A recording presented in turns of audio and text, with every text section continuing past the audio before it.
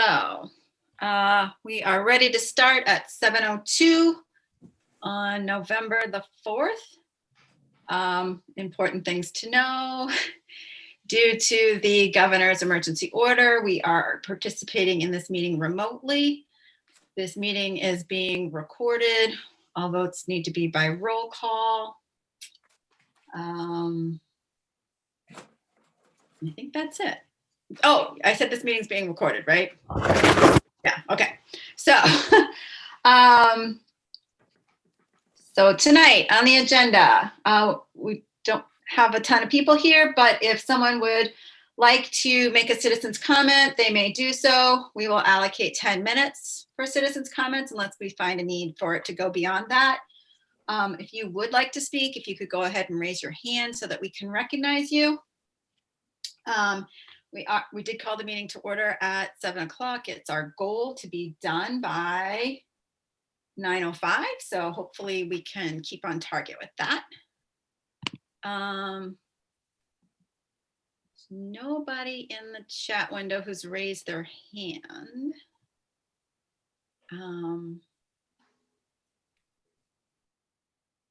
Okay, so super, that might help us stay on track. Well, I was going to mention something, Michelle, because I noticed that you had it from 9 to 9:10, but the policy we came up with a few weeks ago was 9 to 9:20. I mean, 7 to 7:20 for 20 minutes. And I think if we start, or like when we want to allocate those times, we give the 20 minutes, then we'll always be ahead. Like last week when you were like, why are we running so late? Part of the reason was we went like 15 minutes over because you only allotted for 10 minutes instead of 20. I should have emailed you this info, but it's just something that I just remembered as you said that out loud. I have been allowing 20 minutes, but our meetings have been going long and I thought the goal was to get our meetings shorter, so I shortened it. There's not a policy around it. So that had just been me allocating that time, thinking like, oh, 7 minutes, 7 people. So, okay, so we're on to new business. Normally, we approve 2 calendar years in the last meeting in December because our teacher's contract says that we would confer with them for 2 years worth of calendars. But we've had some inquiries about next year's calendar because it's a little bit out of our normal pattern where we would be starting not the week in which Labor Day would fall, but the week before Labor Day would fall. So we've been asked to confirm the calendar. However, it's not in its completed form attached to the agenda. Do you have that, Mary Beth? Yeah, actually, we have both versions attached to the agenda. So let me pull that up. Okay. So we originally approved this calendar like 2 years ago. So, but just because we've had some inquiries, we wanted to just go ahead and confirm it tonight. We have some very organized people that are already doing some planning for next summer. And it is my understanding that this is the published calendar that was approved last year. What you see, the first one is the actual calendar that was voted. With the current year's calendar for 2021, there were some wording changes. So what you see here is a 21-22 calendar that is aligned with the wording and formatting changes that we made for the 2021 calendar. And so the committee may want to adjust the calendar they're voting on, or they may have other questions about this calendar. It is my understanding that the first one was approved prior to our COVID experience, and so there may be other thinking that the committee would like to consider. And then Mary Beth and I had a conversation about the new state holiday, Juneteenth. And if that holiday falls on a Sunday, the state would observe it on a Monday, but we are unclear if that is a requirement for us to observe it as a holiday. So Mary Beth has left that on holiday until we are clear on that. And we also are aware that we need to change July 4th to be a holiday. So that's just one update. Even though there wouldn't be students, it just tells our staff that they have that as a holiday. All right. So do you want to flip it back and we'll see if there are any questions about that? Again, And as we have learned this year, the calendar is less permanent than we have thought of it in the past. So.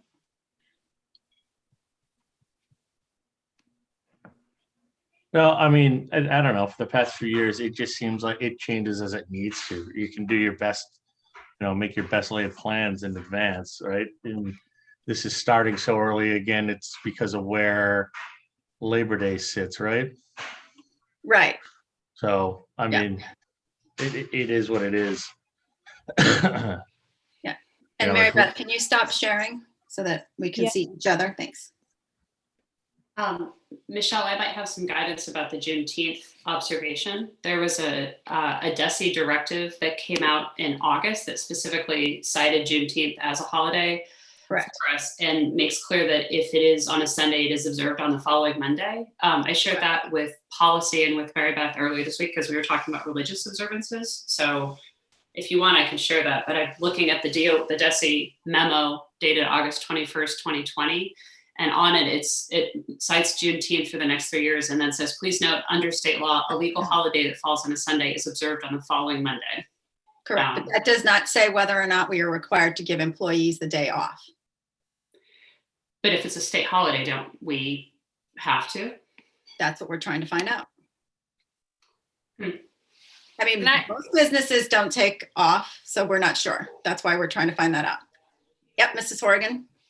Thank you. I would think too, that would be something for negotiations for the new contract, because as it falls next year, it's after the children are done with school. So, do the teachers want to take Monday off for the holiday, knowing that their 4 extra days would be Friday?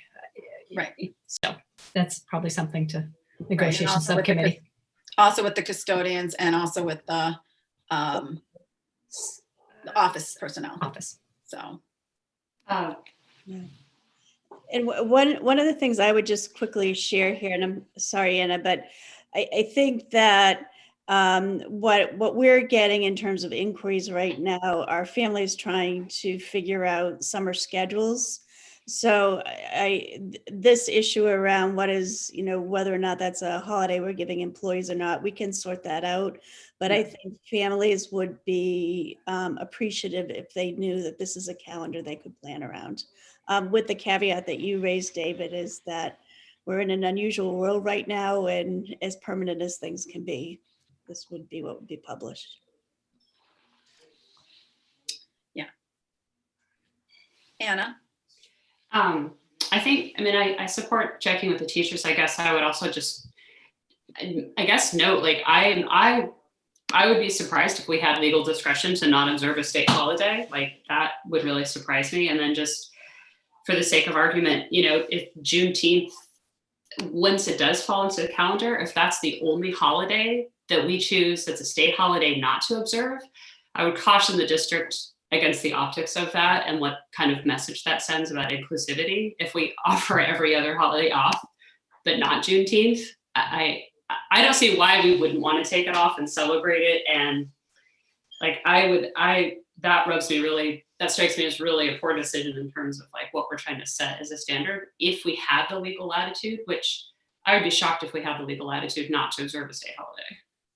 I know that Reading has not observed Veterans Day in the past when it falls on a weekend. So that's why we're looking into it. We just don't know the answer yet. It's not that we're not willing to, it's that we're looking at what our obligations are and what we need to do with our contracts. So at this point, we could it's be uncertain. proactive. That's why we've left it blank, because we can always have it as a holiday. But if we put it as a holiday and then people are counting on it, then we could have the issue taking it back.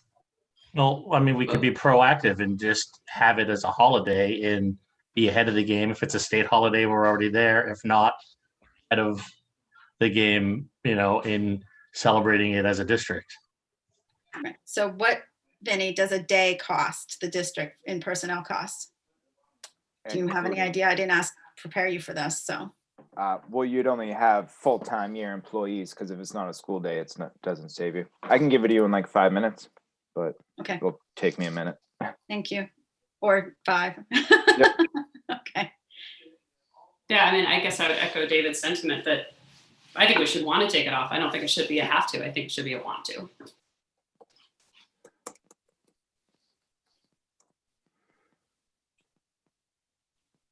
Just for clarification, this calendar was voted on last December before that decision was made, correct? So are we tonight, are we amending the calendar, or are we just saying, yes, this is the start date of school? it's a little bit of an amendment because we've reorganized the way we list Oh, religious okay. holidays, but it's not, Okay, yep. we're not changing the Because date. it just seems like it makes, I actually agree with Anna and David about the holiday. And also it makes sense that it's not on there because it wasn't, when you guys voted on it, it wasn't a holiday. So it makes total sense why it wasn't.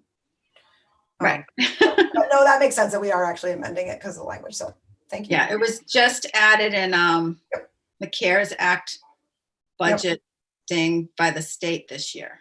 Mhm. Ms. Horgan? So could we vote on this with the caveat or the amendment saying that we have an option of adding Juneteenth as a holiday? Yes, Could we do that? we could.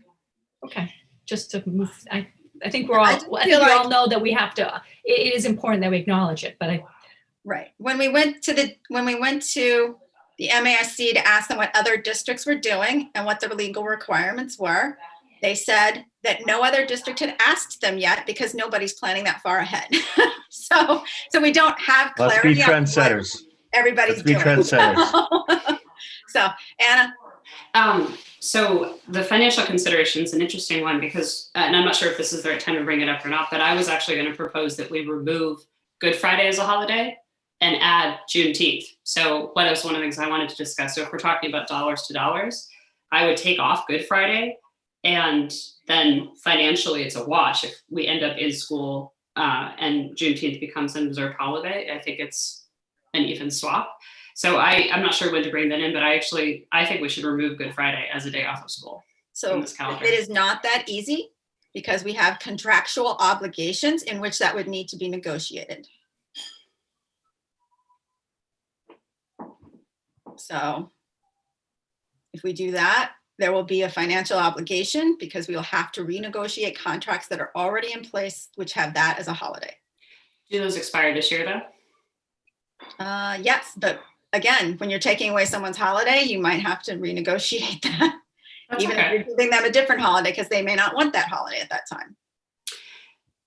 Yeah, I mean, I hear that. I just think the optics of having a religious holiday here and no other religious holidays. I mean, this is, this will come back to this in sort of policy, but I went back and rewatched the hearing on the 20th of May, and this is a major sticking point for the community of Good Friday. And no other districts around us take it off except for Beverly, which also takes it off, but they also offer Yom Kippur as an additional holiday. But Topsfield, Ipswich, Manchester, Essex, none of the rest of them take it off. So I know that historically we have not always, it's a relatively new addition. So I personally think we should remove it, Yep. again, And for the optics. Vinny, It's about $11,000 okay, for so one day. you give that one day, it's $11,000. So it costs the district a day's worth of work and $11,000. And can I ask, and I remember having to go to school on Good Friday. And the reason why we have it off is because many teachers want the day off for religious observance. So, And we had 50% attendance at the high school during that time. right, so then it would cost the district more to bring in subs to replace the teachers that wanted the day off for religious observance. So on top of the $11,000, you're also talking about substitute teachers, correct? And less people. One more question can I ask? So we have listed Good Friday as an religious observance, but in the calendar, we do say just a day off. Right. So, I mean, it's splitting hair, I think, but we are saying that it's a day off, and it could be a superintendent's holiday or it's a day off. And what you want to do with it is up to you. So Yeah. Just food for thought. And you can go back and find tapes. You can see I've been an advocate of taking the Good Friday off for a long time because it just was not a very good educational day. I would not say it was a major sticking point. I think we had like 2 or 3 people come and talk to us about that we should maybe look at the federal holiday schedule instead, which fine. But 2 or 3 people out of a population of, 8,000-9,000 is not a lot of people. So I don't know. So if the sticking point is whether or not we should take off Juneteenth, then I would suggest that maybe we table this and wait until we get some verification from either the MASC or the Superintendent's Association, because I don't think we're going to come to consensus on that without more information. Anna? I hear the logistical challenges about Good Friday. I guess my response to that is doing the right thing might cost us more money, but to have religious preference over one group for another, even if it's a small number of people, like that sort of mob mentality doesn't work for me. And I would argue, why are we doing it if our neighbors are doing it? Other districts have committed to doing that in our immediate area. Now, if everyone else around us is doing it, or if it was even 50-50, I might say, okay, but even then, doing the right thing and having equal, I think Tess Leary in her comments on the 20th said equally offensive treatment, which that's what we're talking about. And, I understand it might cost money, but we're giving preference to the Christian religion over other religions as a holiday. And this is public school. We're not supposed to discriminate that way. And our neighbors to the north, south, east, and west of us are handling it in a non-discriminatory way. And in my personal opinion, our keeping it here is discriminatory on its face. We are actively engaging in discrimination against our non-Christian religions. What I'm saying is we cannot or should not, I guess I'm saying we should not vote a calendar that is in direct opposition of our negotiated contracts. That is what I'm saying. So when will those come up again? When is that something we can revisit? They will come up, they expire on August 31st. Next year, 2020. Correct. Right, so right before the school year where this calendar would start. Correct. Okay. It'd be 2021. So the next contract cycle with the teachers would subsume this calendar. I don't understand what you mean. So if the current contract expires on August 31st, 2021, the date in question we're actually talking about is April 15th, 2022. So we're going to renegotiate the contract before this calendar would take effect. Therefore, this calendar subsumes the contract that will be negotiated at the end of August, for the end of August.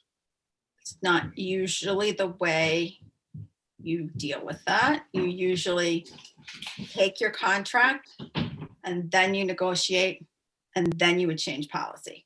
To change policy before we've negotiated, I would argue is not starting a negotiation in good faith. It assumes a position. And it's not the teacher's contract that is at issue here. Right. Well, so I would entertain a motion to table this until we have more information, or a motion to not table it and vote. Just for the record, I do think Juneteenth should be a holiday here in Hamilton. We should be the first in the state, set the trend. Dana, would you like to make a motion maybe to first table it? So I'm happy to make a motion to table it. I had a question though. It sounded like, and maybe I'm misunderstanding, it sounded like the specific question that you were hearing from the community was regarding the first day of school. Is that correct?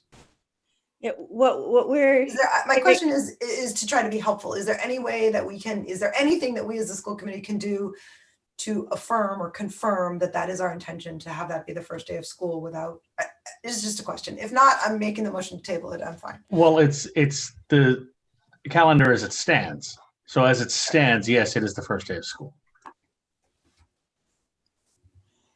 And I think at this point, what I would respond to parents is that while there are several issues that are still being resolved on the calendar, it does not appear at this time that the start of school is something that's in question. I think that would may be able to That's fair. get the information that people Yep. need right now. I'm ready to move if everybody's. Yep. ready. I move that the Hamilton-Wenham Regional School Committee table the confirmation of the 2021-2022 school calendar. Or a second?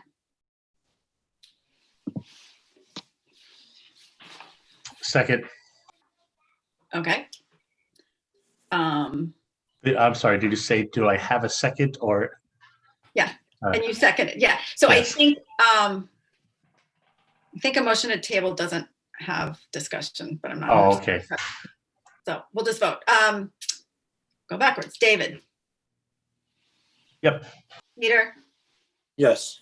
Michelle, Yes. Anna, Yes. Dana, Yes, Michelle, Bailey, yes, that's a vote of 6. Okay. All right, so this is the 18th, November 18th is the next meeting. Okay. So we are sad to announce that Stacy Metternich tendered her resignation from the school committee. We have to say that she was the longest serving member amongst us. She was here 6.5 years. She's run for several different elections. She's been the chair, given us a lot of support.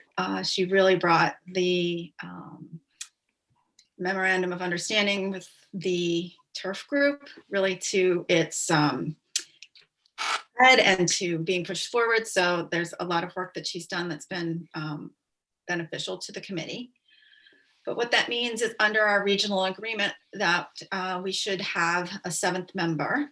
And the way the regional agreement reads, that member has to come from the same town that the resigning member lives. So Stacy lives in Wenham. So we are currently seeking a new member from the town of Wenham. And so anyone who's well, you have to be a registered voter. So you have to be like a citizen and all that stuff. We've been through that one time before, but you have to be like a citizen and all that. And you have to live in Wenham. Then you should send a letter to the superintendent. And I'm sorry, I don't have the date here. Is it the 23rd?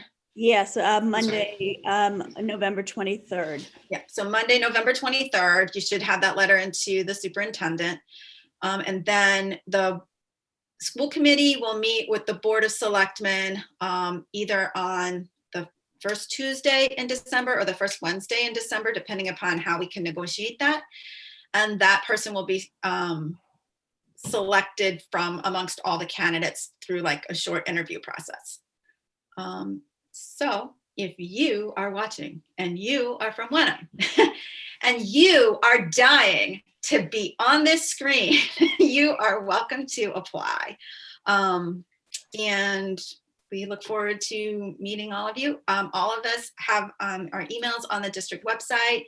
You're welcome to email us. If you know us, you can call us. We can tell you what the time commitment is and what the opportunity is here. So Mary Beth wanted to talk about when we interviewed her. You might remember there was this portrait of the graduate and stuff about stewardship of nature and things that their kids would learn when they left that school district. And so Dr. Harvey, when he first came in, he gave us a strategic blueprint. And then I think those are good for 5 years. And then that sort of has expired. So we're in the process of starting a new one. And so she wanted to just go over what a process might be. And I think that Principal Clifford and Principal Tracy are here to just talk about some of the work that's already been done. So Great. great. Thank you, Michelle. So yes, what we would like to do this evening is talk to you a little bit about the strategic planning process. As you may recall, in the district goals that you voted, one of the areas is around vision and starting the process of developing a strategic plan. And before we go into the process that I would recommend to the committee, one of the things that we know is that this process is not starting in a vacuum. There has been a lot of good work already done in the district, starting to ask this question, what is learning? Which is certainly something that, as we think about student outcomes, is going to be a critical part of a strategic plan. And so I have asked Principal Tracy and Principal Clifford to come this evening to speak about the work that has been done to date, so that we can think about a continuity of work as opposed to starting something from ground zero. So with that being said, Principal Tracy, Principal Clifford, I'll share your document, and then I will let the both of you talk about where we're starting from, what has already been done in terms of thinking about a vision for this district. So it was about a year ago that we were sitting in school committee workshops together, and that feels like a lifetime ago. So I am very grateful that Eric and I presented some of this work along with the Cutler teacher, Mary Adamick, on March 6th, because that helped us really document what we were doing for 2 years within this district. And we keep going back to that day because March 6th was a week before school closed and kind of the end of this chapter of our work. So when we look back, we realized that we actually started this conversation in August of 2018, so a little over 2 years ago, really looking at, with Mike Harvey, knowing that we needed to draft a new strategic plan. And we started talking about what would happen if we put our energy into really thinking about creating our shared beliefs as a community. How would that amplify our vision if we were able to have a shared answer to the question, what is learning? So that started a journey, and we really started thinking about what was the purpose of school, which has certainly been challenged, as schooling versus learning as a conversation in these past 6 months. But that really started a conversation of us thinking about this process, and we'll talk a little bit about what we've done over the past 2 years and how that leads us exactly to this point. So really connecting with Jen is how we made connections and tried to bring people along for the conversations. You were all involved in several of the conversations, several of the workshops, many of you that were on the committee previous to this year. And we were trying to help everybody in the community develop an understanding of the learner's journey, K to 12, pre-K to 12, really. And we did a lot of different things. We did blogging at the elementary level with teachers to help them to reflect and learn from each other. We put together summer reading groups that involved over 80 staff members, 4 different books. We had quite an opening day provocation with Will Richardson, who kind of opened the door for us to say, things can be different. It's up to you to think differently about what you do every day. We offered a number of professional development and in-service days that were related to learning about understanding that learner's journey or creating, what things, how, what you would like a graduate to look like at the end of their journey through our school system. Jen and I offered a course, an 8-week course that actually an 8-session course that was called What is Learning? And we brought 30 teachers, administrators through the process of exploring that and developing some projects and giving them some pieces and parts to bring back to their school communities to share with their staff and share with their fellow teachers and their colleagues.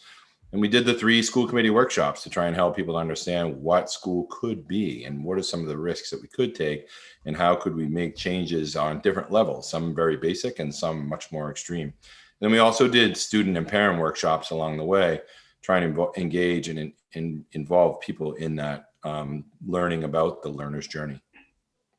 So part of those workshops was that question, what is the future that we want to create? And we know that has no single answer. It requires us to refine and regroup as we work together as a district to really think about that. And when we talked about the answer to that question, what is the future we want to create? We know our community has so many different types of stakeholders, and we know that if we want to have an answer to that question, that all of our documents and all of our beliefs and all of our decisions are made through those shared understandings, that we really need to create a system that hopefully could renew itself regardless of leadership if we do this work correctly. So that led us to Eric. Really the growth parts. If you look at the strategic blueprint that was approved, it really is the seed to start the process of growth, to really help us direct the change that we need. I've been here for 8 years. The mission has been the same, probably many years before me, and those types of things need to be revisited based on the conversations we're having, and also based on the experience we're having right now.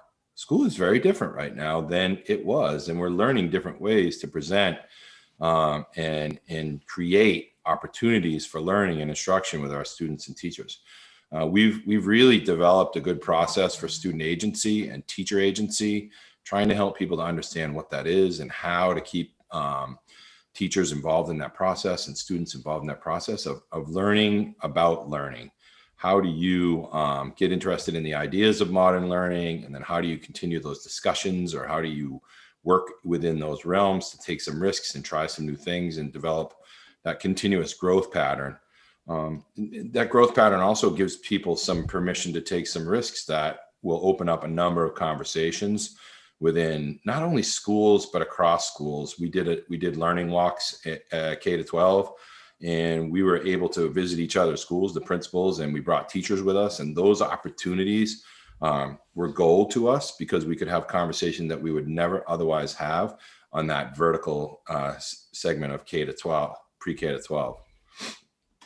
The bigger piece, I think, out of all of it is then we began to network. We began to talk to other people and trying to help other people understand and help other people to get involved and be a part of it. Jen, myself, and Mary Adamick, a teacher at the Cutler, presented at a local state conference and really talked about the process of involving so many different constituents and so many different groups in this. And that networking also reached out to engaging the community and bringing our kids and bringing everybody into this, almost into the same space. And then in March, we fell off the edge. Things kind of came to a February, stop. we were interviewing facilitators, right? Right. I remember snowy days in February. We were actually interviewing for facilitators to bring together our guiding coalition. If you want to talk about the guiding coalition. Yeah, and the guiding coalition was where we basically left off in March.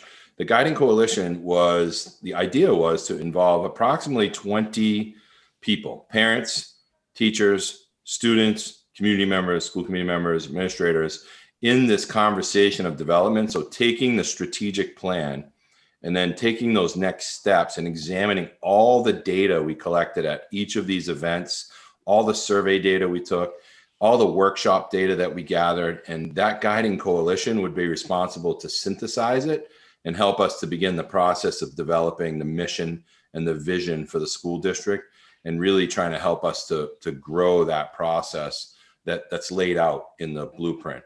And at that point, I think now this actually works as a very clean and clear segue into Superintendent Banyos's goal of really bringing in this group Battelle for Kids and making those connections that we've already started. So 2 years worth of work has really, I think, in my opinion, I think Jen would agree, really laid a very strong foundation for us as a district to continue on and build and create our beliefs and create our mission and vision as we move forward and look forward to the growth of the district.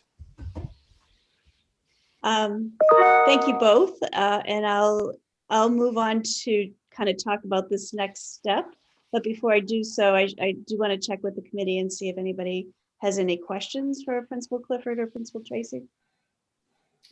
I have one. Anna? So the process that was begun before, was that part of the state's planning for success? Jen, when you're talking about facilitators coming in, was that through the state program that DESE sort of provides, or what was the sort of framework that you were doing under the old plan? We actually were looking at some of those resources with Julie Kuchenberger, and we were looking at DESE facilitators. We were unable in our search to find anyone. So this has actually kind of maybe been a good bridge to have this time and have Mary Beth have this resource that she's worked with before, because it sounds like a great match for what we were looking for last spring. And we were unable to secure anyone who was available to help us at the time. So of the list of like 20-ish or so, whatever facilitators and companies that DESE has, not a single one of them was available to help us? We had an interview process. We were going through different criteria and we interviewed various ones, and we were unable to secure anyone before school closed down. Okay. Okay. Great. Anyone else?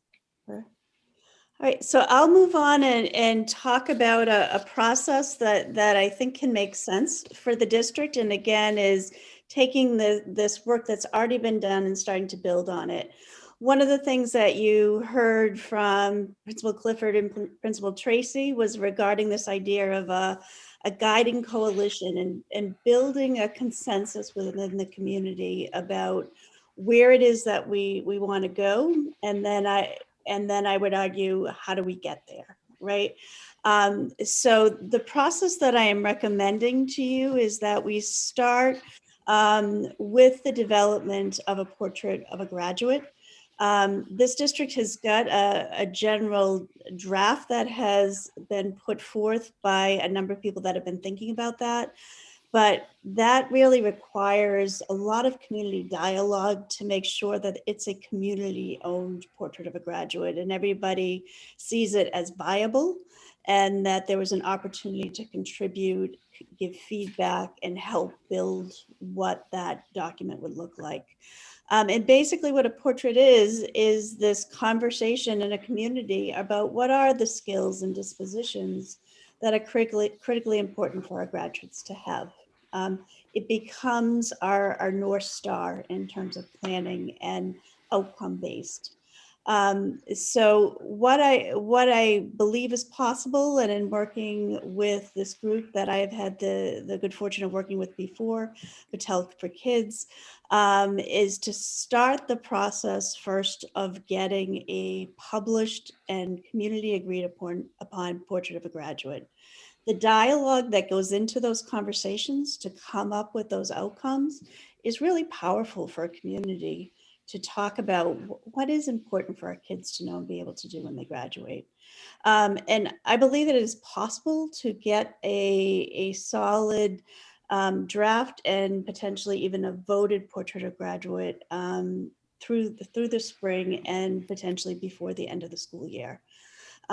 Once that particular document is complete, then again, that becomes our North Star.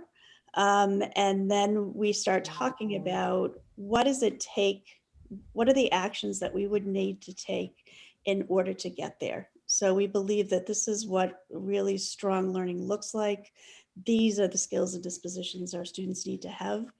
We go through a process by which we look at where are we, what is our current state, looking at a perception-based SWOT analysis. What do people think we are? What do the documents say we are? And then a conversation, again, at the community level, consensus building with parents, with teachers, with students, with community members, with boards of selectmen, coming together and saying, okay, once we've come together and decided that this is the goal, this is the outcome that we're looking for, then these are the steps that we would take in order to get there. Here are the big bucket goals. And then here's the goals within those buckets. And then here are specific indicators that would enable us to get there. So this is a process that if we were able to start it over the summer and to do some fairly intensive work in it next fall, that there is I think a strong likelihood that we could have a completely community vetted strategic plan in place by the end of 2021. That would be a helpful document in terms of trying to think about our budget, think about where we're headed, and to give some real clarity and direction to where the communities of Hamilton and Wenham are going in terms of their education and their outcomes that they're looking for students. This particular group that I've sent you their proposal, they're a group that helps co-facilitate a lot of this. One of the things that I can share with you that they've had a lot of experience in building out these strategic plans. They are heavily focused on having strong community input, building a community process by which ideas are put forth. They're vetted, they're discussed. We go back and we revise them based on feedback that we're hearing from the community. And so it's a process where there is a significant amount of community engagement. The other piece that I have found particularly valuable about this particular organization is that one of the things that I know can be a struggle in terms of strategic planning is that it falls into the important but not urgent category. And having a group who's solely focused with you to say, all right, you need to hit this benchmark by this date in order to get a plan in place for your community. So they are not only helping in the design of how we facilitate the community events to build out the strategic plan, but they are also a partner in being sure that they keep you on track so that that you do have the plan and the timeline that is outlined. And the other piece that I wanted to share with you, and I had put in the district goal, is to give a timeline for what it would look like. Mary Beth, can I interrupt you for just a second? I don't know if you realize that you're not sharing your presentation with us. Oh, it's not up, you can see it? Perfect, there you go. Great, thank you. Yeah, Okay. it's the document, and I'd be happy to answer any specific questions around it. If you wanted to share that, I just wanted to be sure you knew. Yeah, that. you have, the community has this document, the committee has this document. So again, what we're thinking about here, the envision part is related to the portrait of a graduate. The inquire is to look at this current state of affairs. The design is to say, okay, this is where we want to be. This is where we are. How do we get there? And then a lot of communications with the community about launching this and having people see this as a living, breathing document.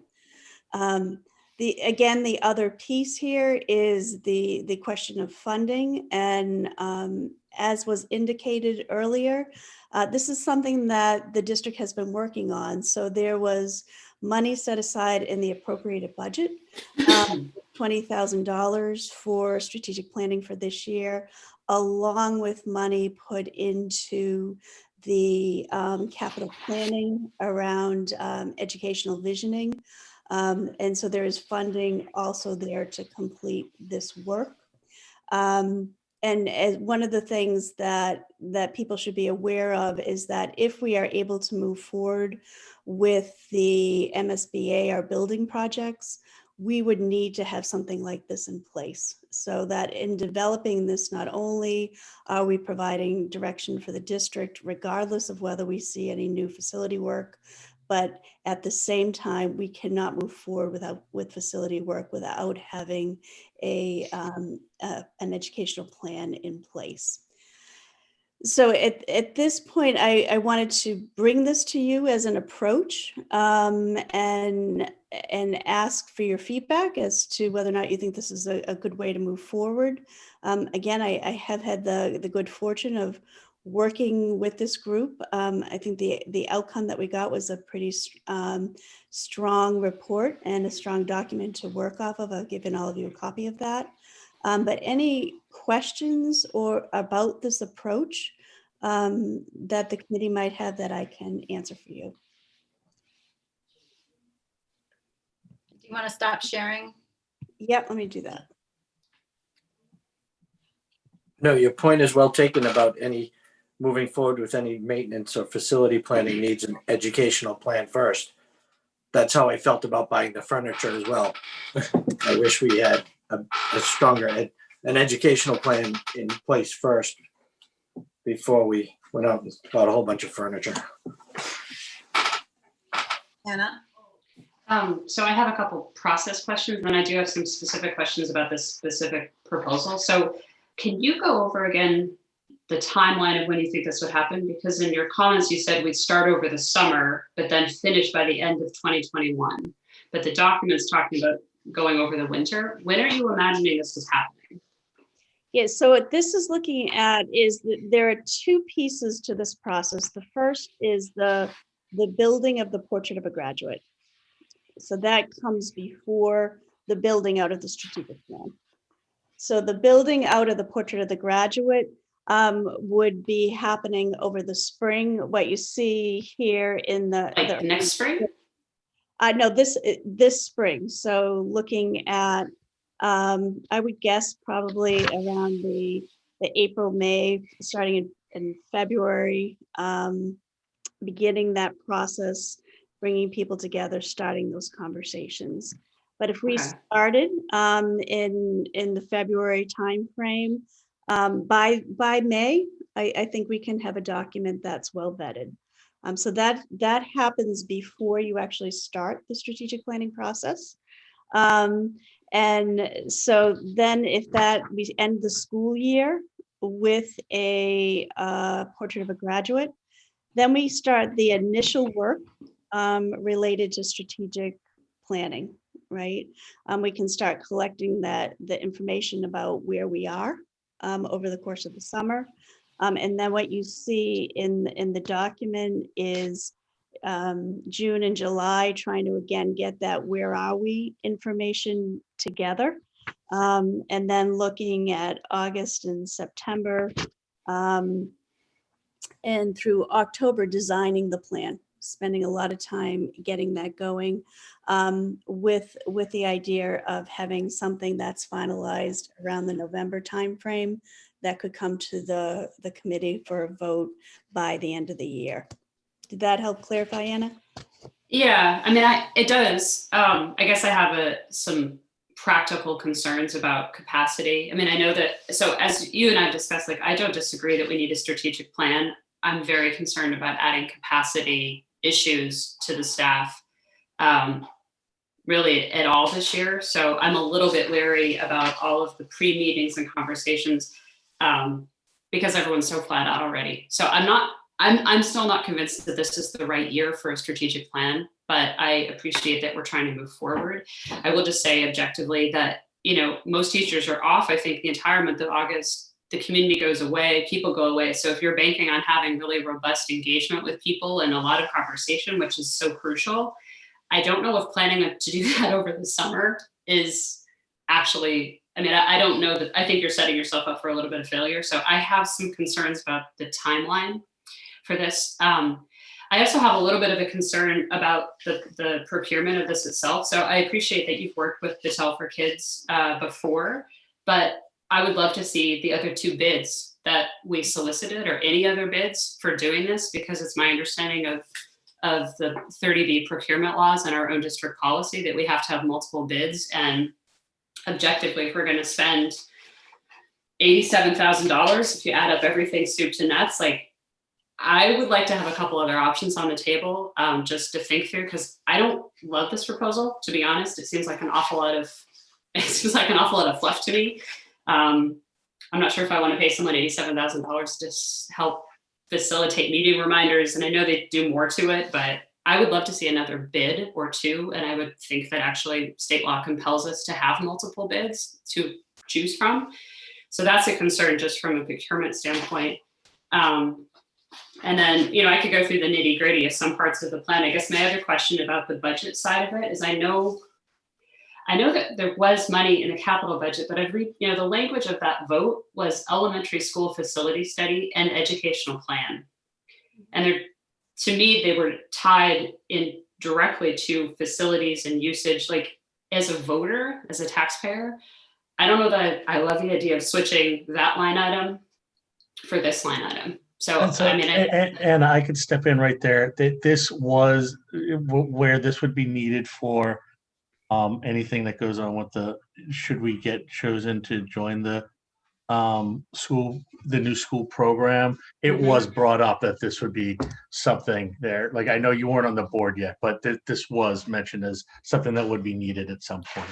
So it doesn't feel sort of like a bait and switch in terms of the use of those funds of what we're doing with it. No, it's one of the components in there. Okay. And, and Tom is here if, to sort of say that to you, but just before you, go too far off, that it was mentioned. Okay. I know that was made clear, at least as a voter at the time, not being on the board. So, those are some sort of high level concerns I have. And I personally, part of the reason I asked about the Massachusetts plan is, working with an outfit in Ohio that is experienced and well regarded. Like, the state does have a whole list of facilitators and people available. And I'd be curious to see what other resources are available there closer to home, especially since they do have a lot of do-it-yourself sort of facilitators. And as Principal Tracy and Principal Clifford sort of explained, like, our district was doing some awesome work on its own with facilitators, and the state has that whole resource. So again, it kind of back to that bid process.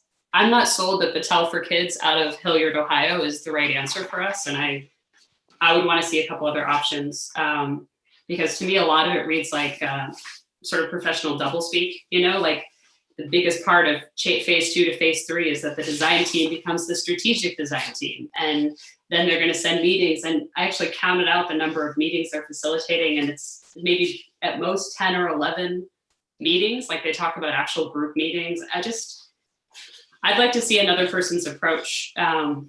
Even though I know you've worked with them in the past, I don't love this proposal, and I don't like having only one thing to look at. And I think legally we actually have to have multiple bids. Those are my comments. Thank you. Now let me offer a couple of responses there. So one of the this particular group is somewhat of a sole source provider, because they work very closely with the group that has been doing a lot of work around portrait of a graduate as an approach. This is a national level approach. The actual group is called Ed Leader 21. There are many districts across the country that are high functioning, very, very innovative, that work under that model of first developing a portrait of a graduate. So they are the only group.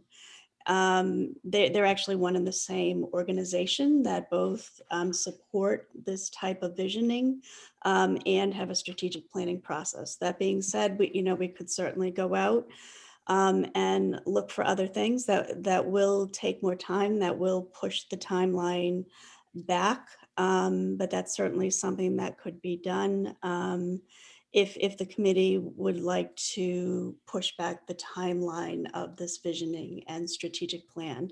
So that's one piece that I would just offer in terms of thinking regarding that. Over the summer, the plan here would be to be collecting a lot of the data. So not necessarily holding a significant amount of meetings with all the stakeholder groups, but getting a lot of that data together. That's an approach that I think would make sense over the summer, and when people come back in the fall, really starting to do some work together around that.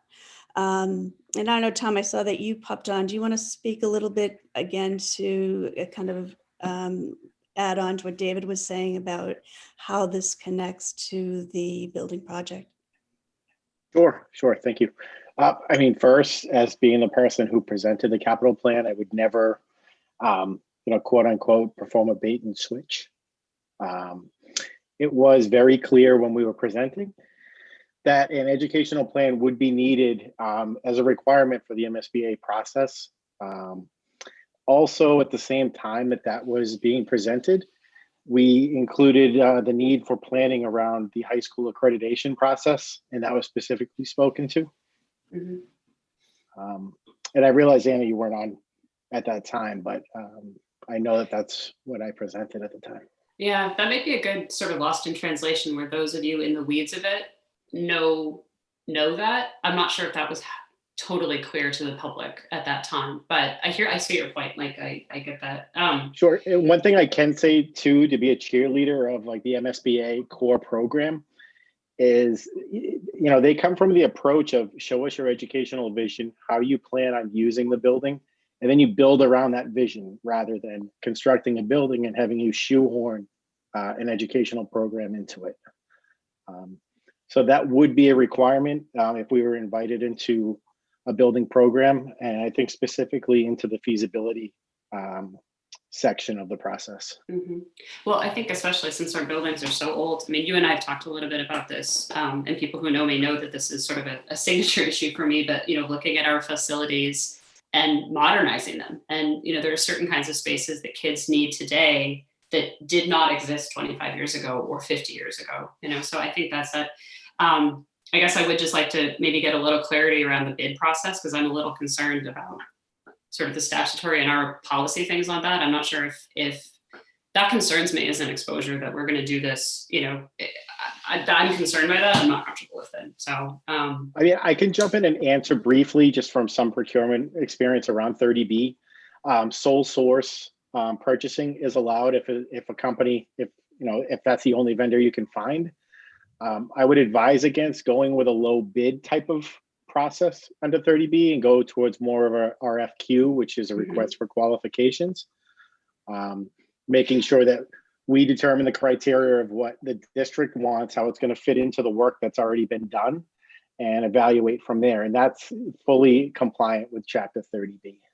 Even Chapter 7, because I thought the sole procurement clause is typically more around educational materials and programs and curriculum and instructional things, not so much professional services, because Battelle for Kids cannot possibly be the only game in town that does this, as evidenced by the list of 20 plus facilitators on DESE's own website. So I think it's pretty easy to push back that I don't think they're the only option. I'm cautioning against it. I'm just raising it as a concern. I mean, I would have to think Pantheon and EF and some of those big companies, this is exactly what they do, right? If they go in and if they're going into Detroit and revamping all of the Detroit, because I have a buddy who worked for Pantheon, that's what he did. He was just going and revamp the entire Detroit school system. That's what they do. So I just expect that Mary Beth, we've worked with them before, but I just think for the good of order, like I want to see another option. I'm not sold on this particular company. It's fine. I Mary can. Beth, can I have a little clarification here? And then we're going to go to Peter.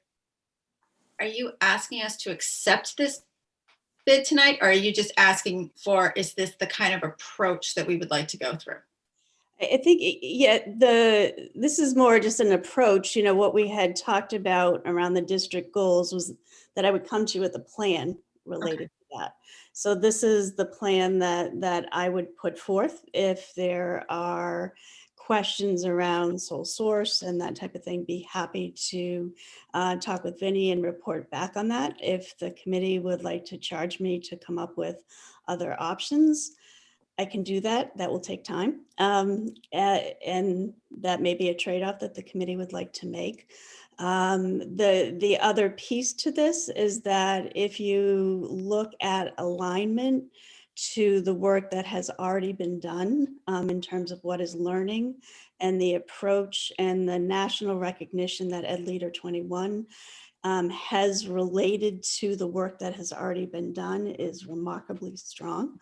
And again, they're the group, the national level group that works with this concept of portrait of a graduate and then building out from that. Again, it will probably take some time to do some additional research, but that's if the committee would like me to continue to look at other options, I will be, certainly happy to do that. Peter?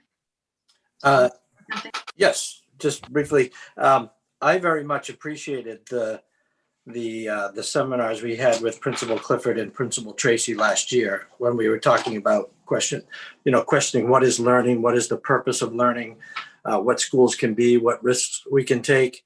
And I was very excited. I, for one, would really like to move forward with this as fast as possible. And there's no secret that I would like to see a remote learning system or not even a remote learning system, a true learning management system in the district, since we're moving in the direction of a strategic direction for the redesign of the overall educational experience of our students. Would a true remote learning system fit into this? Because Dr. Fauci, I watched an interview with him the other day, and he said the new normal might not be until 2022. So we may have to deal with this type of situation for another year, 2 years. So would a learning management system be part of this? What I would say, Peter, is that envisioning what education looks like, what the outcomes are that we have for kids, that could very likely be a strategy that is put forth to say that in order to have students that are able to network in a digital environment and learn in a digital environment, be prepared for college and universities that are using these types of systems. That may be something that ends up in the strategic plan to say that we need to have a more robust learning management system, but that would be part of the conversation. And what are those things that we need in order to move the vision forward? Yeah, and you just said something I was about to say. The learning management systems that the students would be using at the secondary level would carry right through their professional academic career in college, university. I know for one, I'm in support of this and like to move forward as fast as possible. Benny, did you want to speak about 30B at this point, or do you feel like you need more time to just do some background with that? You're on mute, Benny.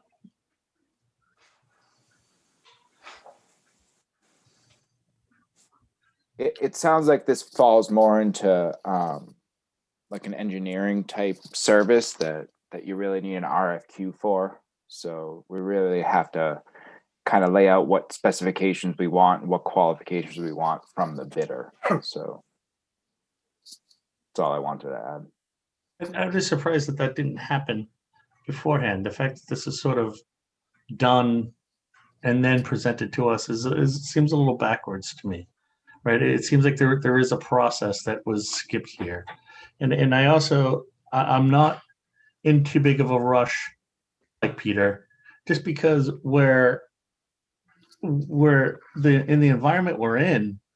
What are we going to get if we get an outside source into the buildings right now? We're not getting a true sense of what we have to offer currently and where we need to go, right? I mean, we can aim, our sights on whatever we want from here, but like to do it from a basis of where we currently are and creating an action plan on how to get there, we're not in the current environment to actually give a true representation of our district right now. Right, and as no district is, right. So I'm not saying it's a disservice to.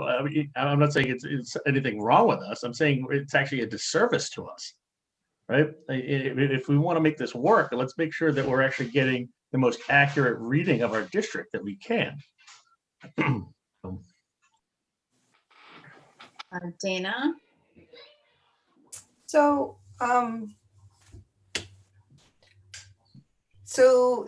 this kind of visioning, I've participated before as a parent and as a friends member and things like that. And, but I guess I want to speak to the idea that we can't create vision from a place of sort of crisis, right? And I guess I just want to speak from my own professional experience. That's kind of what I do, right? Is that I work with people that are struggling with a particular situation. And you really can create vision because you're looking forward. You're not. So in other words, what I heard Jen and Tracy talking about was, I understand it was happening before COVID, but really they were looking forward and really talking about how do we reimagine learning? How do we reimagine what we're really trying to create in a portrait of a graduate? And those questions, like we haven't changed what we want to create in terms of a portrait of a graduate. Like to Peter's question about, like whether a learning management system is going to make sense. It seems like obviously that's going to probably come into play, but that's not that upper level vision of what we're trying to create. That's not going to change based on I don't know. So I guess I just want to say I do think that I want to move forward. I don't want to just hold steady and try to hold on because we're in a crisis. I think we need to move forward and look for vision, and that's my 2 cents. Michelle? I just want to say, I think we have been without a updated strategic blueprint for a good, is this our 3rd year now? Maybe more. But I just feel like I appreciate Mary Beth, even though we are in crisis, moving the district forward. It's not optimal.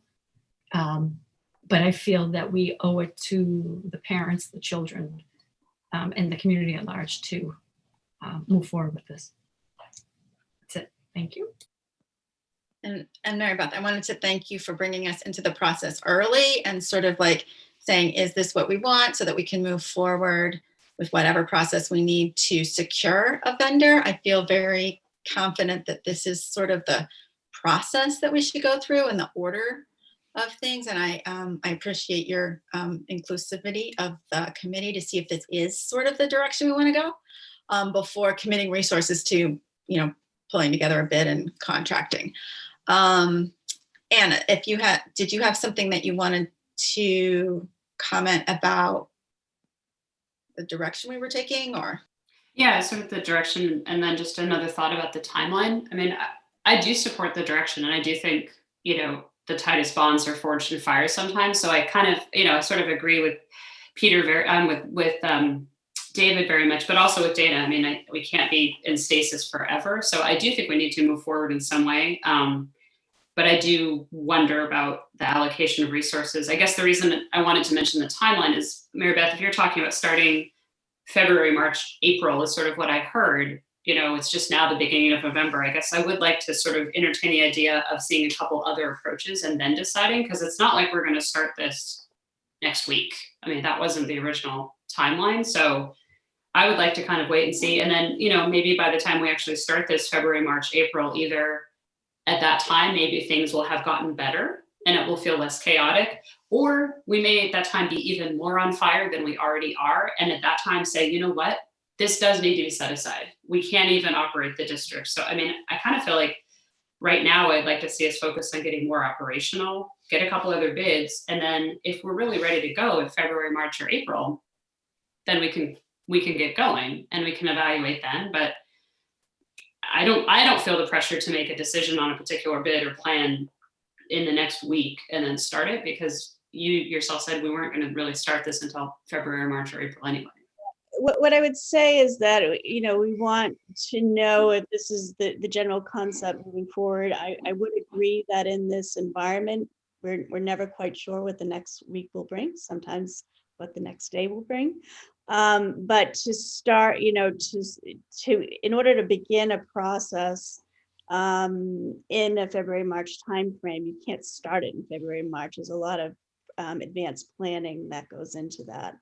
I would be more than happy to go and review and check on this idea of sole source, and be sure that is on the up and up.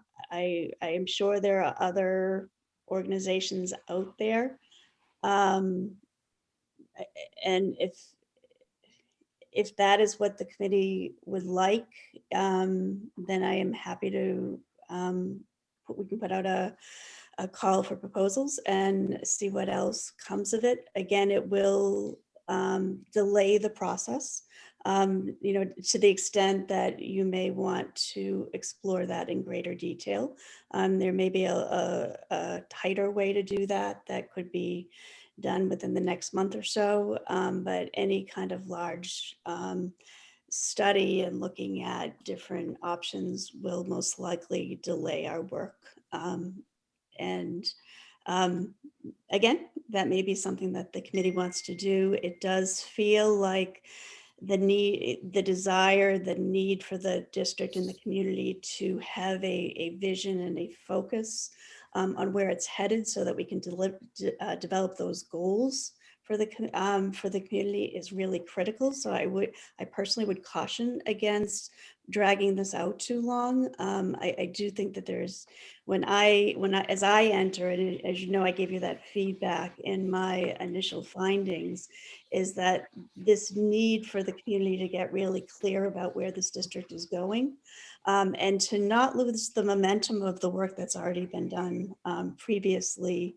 I would be careful about spending too much time debating what process might actually look Yeah, like. I don't disagree with the process at all. I simply am objecting to having literally one option presented that we had no say in the selection of the vendor. I mean, I'm not saying we don't need it. I mean, you've literally said, do you want lasagna, or do you want lasagna, or do you want lasagna? And I'm saying, I think we need to get something other than just the lasagna. Like, I think I want another option. I'm not saying we don't need to eat dinner, if that makes sense. Like, we definitely need to move forward, but you've given us one option that you made the decision without, like, again, you're asking for our input. I've given you my input. My input is I don't really have, now you're saying like I don't really have a say, and sort of framing as a delay. And I actually think from a procurement standpoint, I think that we would not only be on the right side of the law, but I actually think the right side of the process. Like, you always get multiple bids. Like, you never,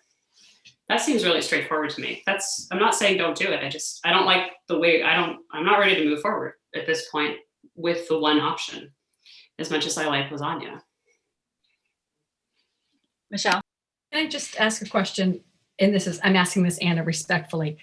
If Mary Beth were to come to us with 3 options, is it really our place to say which option we wanted? Because we're not the professionals. It would be Mary Beth and the leadership team that would say, this is the best option. Michelle, it's Wait, pretty can I finish, standard. please? No, can I just finish? I understand the need for multiple options. I do, but I just want to make sure that, again, we're not micromanaging. I understand, David, that it is pretty, to get multiple bids, like anything with the busing contract, everything. I know bids of bids, but I just want to make sure that if Mary Beth does come back with multiple bids, where does our role start, and where does it start encroaching on Mary Beth and leadership teams? It actually falls back on Mary Beth, right? Because what tends to happen is we put out the RFQ, we get the bids in, and then Mary Beth gives us after seeing all of the bids, gives us her recommendation that we then approve as a board. It's a standard operating procedure, and one that I'm pretty sure you've been involved in a few times since you've been on the board. It's not unheard of. It's actually more unheard of the fact that we were only offered one. No, what Michelle is saying is we would only ever be offered one. Mary We would be Beth recommended one that we are would empowered to approve. make a decision and bring their recommendation to us. We would never be interviewing and selecting this type of a service. I never said we would. I said it would still be on Mary Beth to, after going through the process, to bring her recommendation to us at that time. We would bring one recommendation forward. She would say, lasagna, this is the best lasagna. But we would have the options to view the other items that weren't chosen, because the bids would be public. Well, they'd have to be public. I mean, that's the whole part of this. We've never looked at them before. I'm not saying that you're doubting it, but I'm saying it is an open process. Yes, I know the only other option since I've been on the board that we had was Mr. Sands bringing to us the busing contract. And we, in good faith, we agreed, because he said the only contract that he was able to procure was one from Lamson. There was nothing else. So we said, okay, great. So Tom Gary did this with our HVAC contractor in the spring. This is standard operating. Okay. All Well, right. Thank Michelle, I'd like to, I guess my thought of this is, we keep struggling over what's operations versus policy. And I see no greater policy document than a district strategic plan. If there's ever a policy, it's like there's policy and then there's super policy, right? And the strategic plan is the most abstracted, the most guided. Mary Beth literally used the terminology, the North Star, right? Like if there was ever a document that was policy and vision and direction on behalf of the community, it's a strategic plan.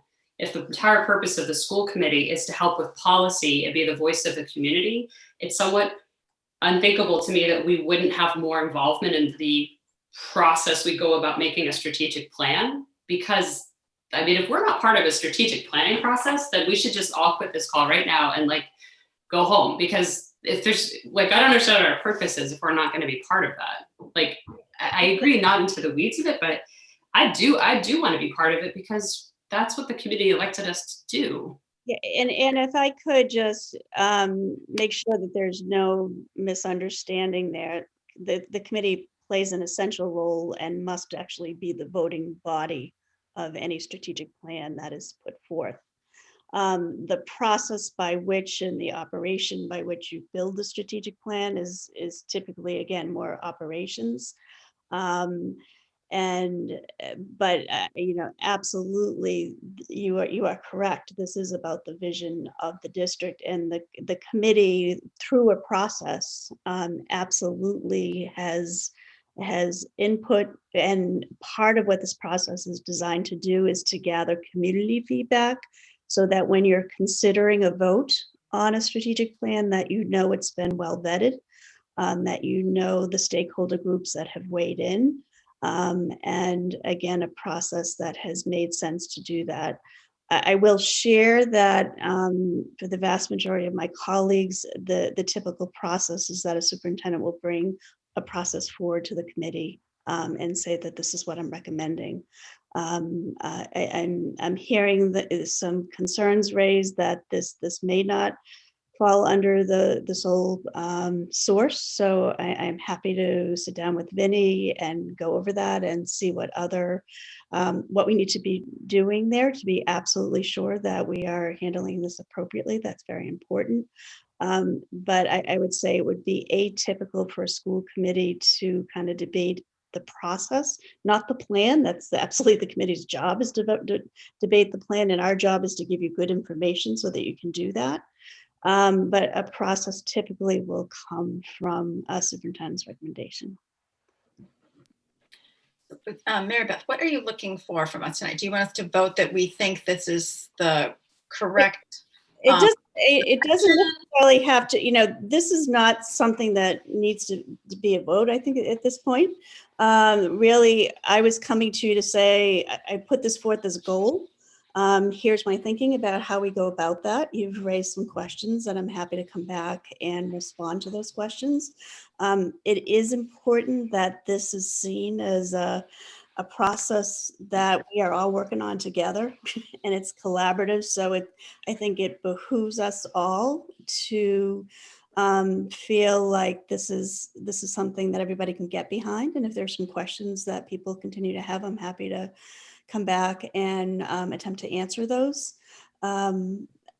So, you know, what I can do is I will go out there and see, you know, look at, you know, if there are other programs. I'll check with Vinny and Tom again to be sure that my thinking is correct on this, and double check that process so that you can have comfort around that. So why don't we kind of put this on hold, and I'll bring it back to the next meeting, and we can just revisit it and be sure. Again, I don't think this is something that needs a vote, but it is my intent and desire to move forward with something that the committee feels comfortable with. I wouldn't want to move forward without that. Anna, did you want to clarify something before we move on? Me? Me? Yeah, that's what I thought you said, Data. Oh, no, I really was, that was the answer to my question. So I'm. So we have the superintendent's goal. So I guess that's also you, Mary Beth. Yeah, so what we had talked about under the preliminary findings and doing the district goals, then there's a very specific format for the superintendent's goals.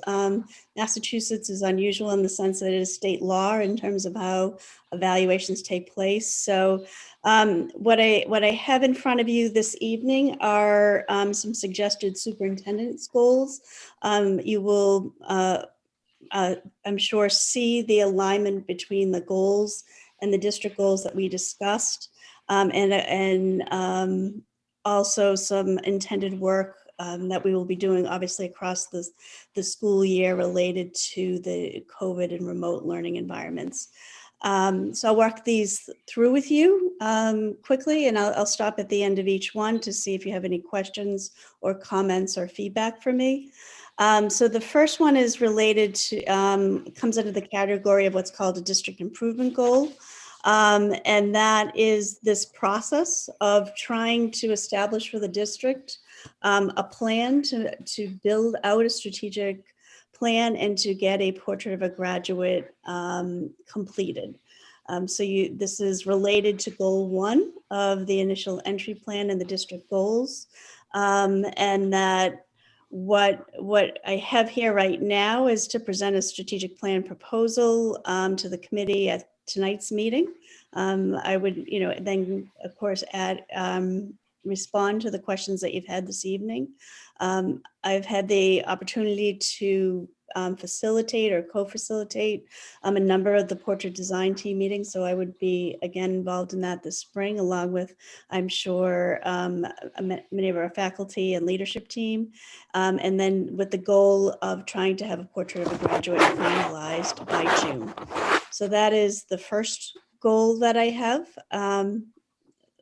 Stop there. Any questions or comments? Anna?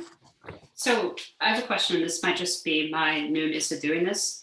You cited one particular part of the rubric, which I have to tell you, I found it today and I read it, and I love all the color-coded charts back and forth. It made my heart soar to see like a line-by-line color-coded rubric, because that just made me happy. But I'm wondering, for this one, you've only cited one particular element of it, and it seems like in order to be part of the evaluation process for this particular goal, there were others that I would add to it. Is this an opportunity that I would say I would add to that section 4A1, commitment to high standards, 4A2, mission and core values, and 4A3, meetings, because those also seem like they're part of the evaluation rubric for this particular goal. Is it possible to add goals to the rubric reference? You can do it if you'd like to do that. Sure. We can do that. Is that, would you like to do that? I mean, these are your goals, right? This is how we're supposed to. Yeah, if you see other connections to standards that you would like to, that you think would fit into that category, we can certainly add those standards if the committee would like. I mean, those are, I started, that's how I went through this document, is I went through what the goals were, and then I read through the rubrics, and then I've added, additional linkages, because I mean, it's more than just the one, although that is a good one. I totally think shared vision is important, but I do think there are others. So what is the success criteria for the well, there's ones four, so there's 4 parts. So the 3 that I would add, does anyone else have them up, or do you want me to share the screen? Or I have them up, I could share it if you want. Read to us what an exemplary standard would be for the first standard you mentioned. So the exemplary standard for part 4A1, commitment to high standards, says leads administrators in developing a shared commitment to high standards of teaching and learning with high expectations and achievement for all, revisits and renews commitment to administrative team regularly, models this practice for others. So I feel like if we're talking about what a portrait of a graduate it is, to me, that's assumed that you'd want high standards. So that's one. The second one, mission and core values, the exemplary example is collaborates with staff and community members to develop and secure and or promote core values and an aligned mission, and to use them to guide decision-making, models as practice for others. So that sort of struck out because we're talking about revising the mission statement. And then the last one is that 4E1? That's 4A2. Okay, so what's 4E1? 4E1 is shared values, but I have another one I'd add, which is 4A3. The exemplary example says empowers administrators to share responsibility for leading team meetings that regularly engage participants in deliberations about important district matters and foster collaborative learning and problem solving around instructional leadership issues, establishes and models behavior norms that reinforce a supportive team culture, and consistently evaluates the effectiveness of the administrator team meetings. So those are all under standard 4, which is professional culture. I don't see that one. The one thing that I would offer here, and again, I need to hear your feedback around the goals and make sure that they are in alignment with your thinking.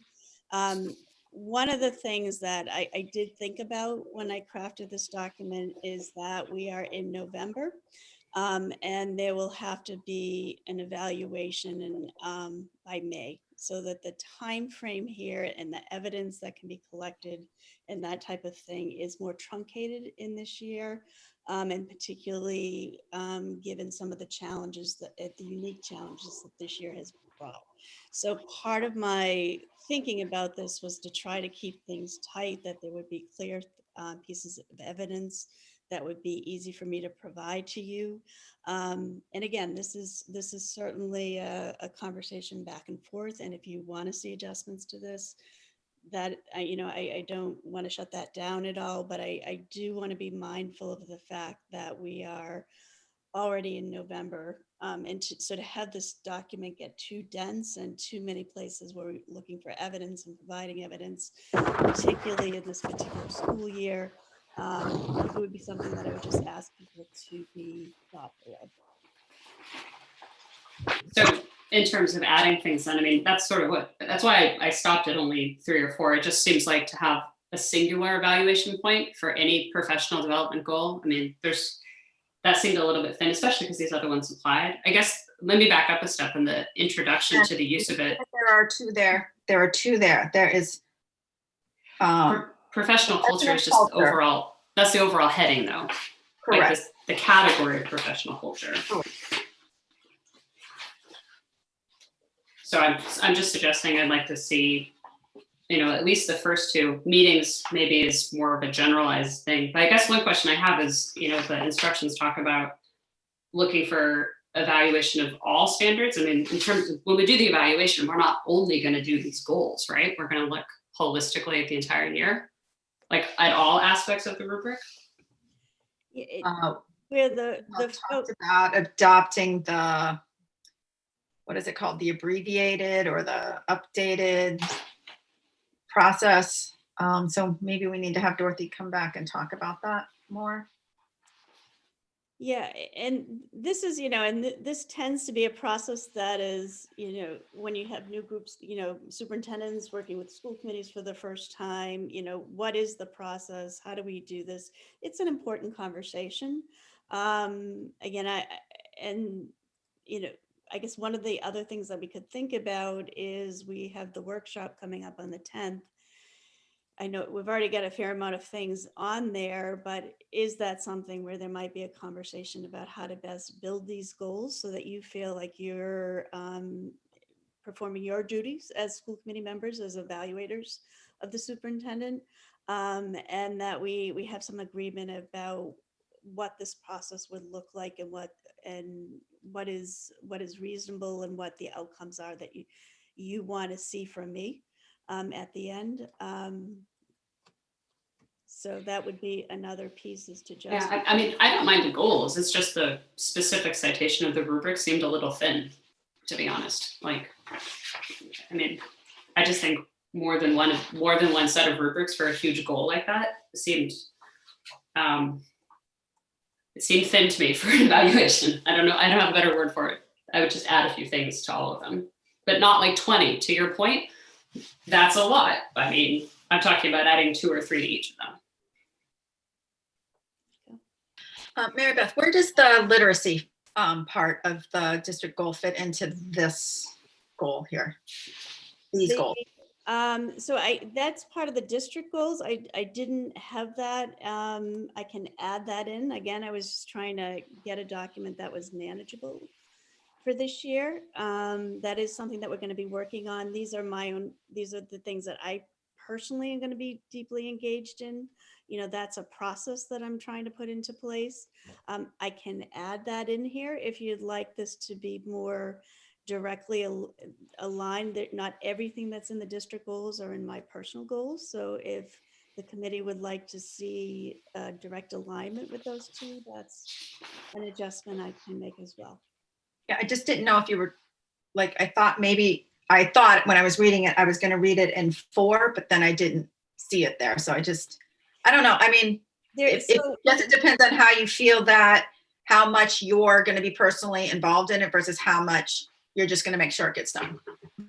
Yeah, the things that's, what I put here are things that I know that I would take a significant role in, right? So strategic plan seems like something that I would take a significant role in.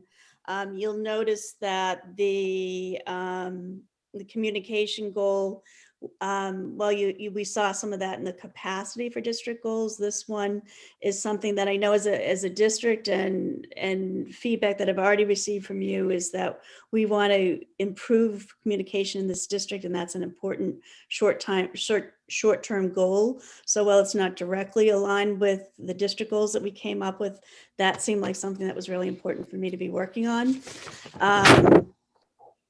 And the curriculum instruction and assessment piece seems like something that I will need to take a facilitator role in, and making sure that happens at a time frame that will prepare us for the fiscal year 22 budget. And then what you have also there is a requirement around the professional practice goals. So you see a piece related to that. And also student outcome goals. This is not on the district goals right now because the district goals are kind of forward thinking, but there is a reality this year that we need to also be focusing on delivering good, high quality instruction and hybrid and remote models. And so that also seemed to be something that should show up in my goals. Right. Like delivering content remotely, new world. So we need to be sure that we're planning for that while we're living in the new world. So, Mary Beth, do you want to keep going through that was only goal number 1. Do you want to keep going through the rest of them? Sure, I can do that. And so second one is related, like I said, to communication. There is a tremendous amount happening right now that requires good, solid communication. The communication structures have not been working or as robust as I think we need them to be. So for me, one of the things that I'm really focused on is trying to get, for example, parent communications out, looking at the website that needs to get updated. We have a pretty significant issue with that. Making sure that in the midst of all the challenges that we're not forgetting to communicate all the really outstanding things that happen in this district and having those good news pieces. So that was a goal that I thought would be important. I know that the committee that's something that's important to you too, that we get good communication out there. So that was an area that I felt had some real applicability to this year. Goal number 3. Can I ask you a quick question about that? Do you feel that we have the funding to launch a new website, or should the evidence be that you've prepared a plan so that we can do it in the next budget? That's my only concern there. Yeah, right now we think we may be able, depending, and again, all of this is, dependent on how the crazy year plays out, right?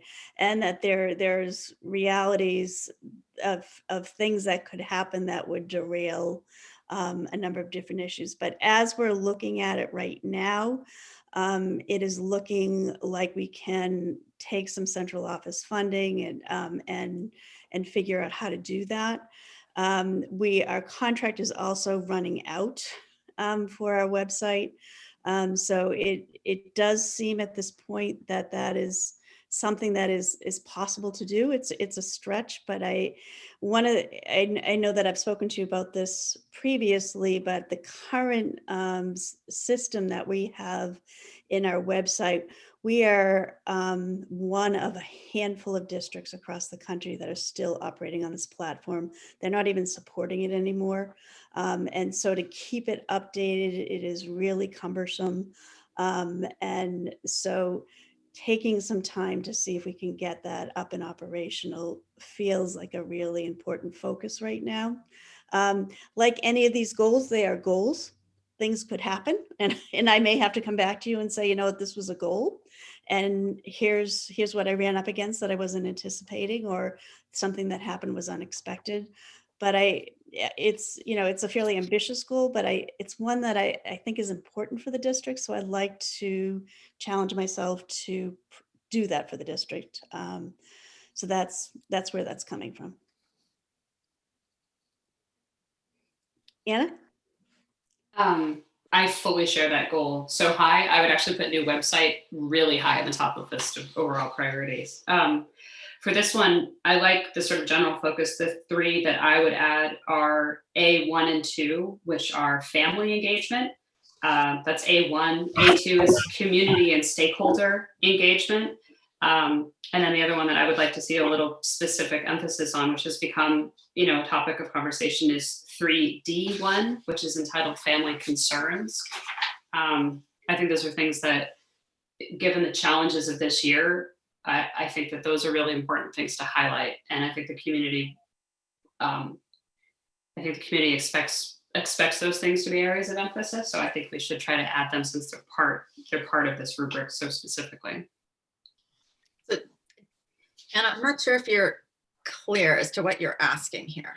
So in the rubric, Now, when you ask that, what that means is Mary Beth has to provide 2 pieces of evidence that she's done something. That's all that you're doing. mm-hmm. Okay. Yeah. I'm just adding it. I mean, she sort of called out specific areas of focus. And I'm saying, in addition to those 2, I think that those 3 that I've just listed here should be additional areas of focus. I would caution that the broader you make this, and if I don't have the right areas of focus for the school committee, that's fine. The school committee collectively can certainly give me that feedback, and I can address that. But I want to be mindful, knowing the kind of year that we're in, knowing that we probably now have about 5 months to not set something up that is going to result in a tremendous amount of time and energy going towards collecting lots of pieces of evidence, as opposed to some of the other really compelling things that are out there.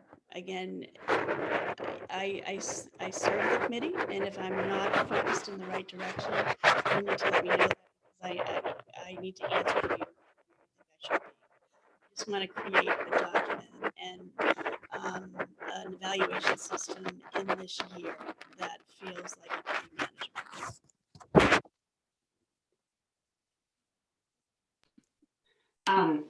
Yeah, I mean, I guess I hear that. So maybe let me ask this question. If it's not specifically identified here as a goal, does that mean that it's not something we're going to evaluate at all? And I think that that's a question for you to work with Dorothy and to give me good feedback on how you want to structure that. There are a number of different ways that these processes can work. And so I would recommend, if there's a question about how the final document is going to be crafted, that perhaps that is a conversation with Dorothy. Okay, I just don't want to, I mean, if this is the opportunity to, like, the family concerns one, specifically is something that has been raised as a concern within the community. I've raised it as a concern. So I don't want to not put it here and then get to the evaluation process and have you say, well, that wasn't on my goals, therefore you can't comment on it. Where, according to the instructions in the beginning of the manual, strictly speaking, like, by the time you're at the end of the year, you're supposed to have evidence in all of them. Like, that's part of the language of the introduction. So it just seems weird to me to say you can only evaluate these things. So I guess that's my question, is if we're only limited to evaluating the things we put on this goal document, then I would want to add family concerns and these other things as evaluation criteria, which, I mean, We only evaluate at the top level. We only evaluate at 1, 2, 3, and 4. We do not evaluate at that level. We do not evaluate at E or E1. so what is the I could show exist then? old evaluations that cite examples that aren't even on the evaluation. So to say that you don't get that in the weeds is entirely accurate. No, you can put comments on that, but ultimately when you fill out the form, you only put down an evaluation number for the top level for 1, 2, 3, and 4. But I mean, in this regard, I could see, because there's so many subcategories to each one. I mean, we're going through them like A, 3A, 1, 2, and 3. If we're only supposed to evaluate at a top level, why does the rubric break it down into 4 secondary parts divided by sublevel? That's why there is a updated process that has been recommended to streamline it. I'm wondering at this point if it may be helpful to pull some time at the 10th meeting to maybe, I'm thinking about the concept of begin with the end in mind, like what will the final document look like? And then are these goals prepared in such a way that you feel like you would have the information that you need to do the evaluation and the opportunity to comment on the things that you would like to comment upon? Michelle, if there's an updated document, I think I'd like to look at this, because I was going off the linked document Mary Beth provided that said it was updated in July 2019. So if there's something more recent than that. It's a different process that was approved. Dorothy spoke to us about it maybe March 2 years ago. So before this update then? Because this document is, like I said, it's July 2019, so it's actually relatively new. Well, I think we should maybe get on the same page then about the criteria we're using, because I was following the links that Mary Beth provided and looking at the rubrics and matching them line for line. But if that's not,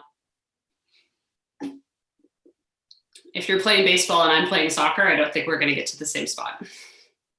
Dana, did you have a question? I guess, I guess maybe the answer is to talk about it in the workshop, I guess, but I sort of feel like and I'm new to this, I've never done this before, but I sort of feel like we kind of got, for me, we sort of got lost on a tangent about,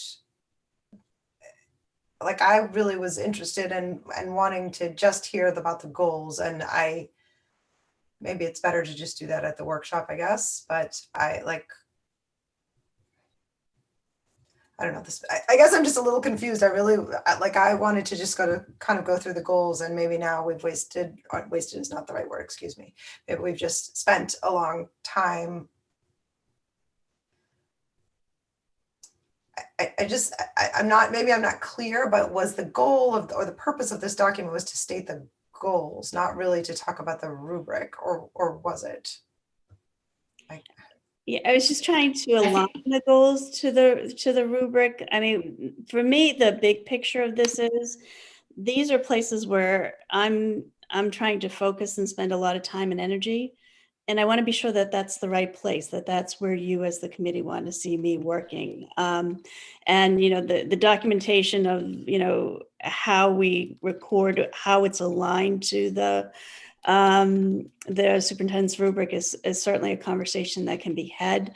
But for me, the most important thing is, I'm looking at getting a strategic plan ready and going, looking at getting communications to a place that is improved, looking at that website within that communication piece, paying attention to the issue of the curriculum instruction and assessment piece. That's enormous for this district to get that right.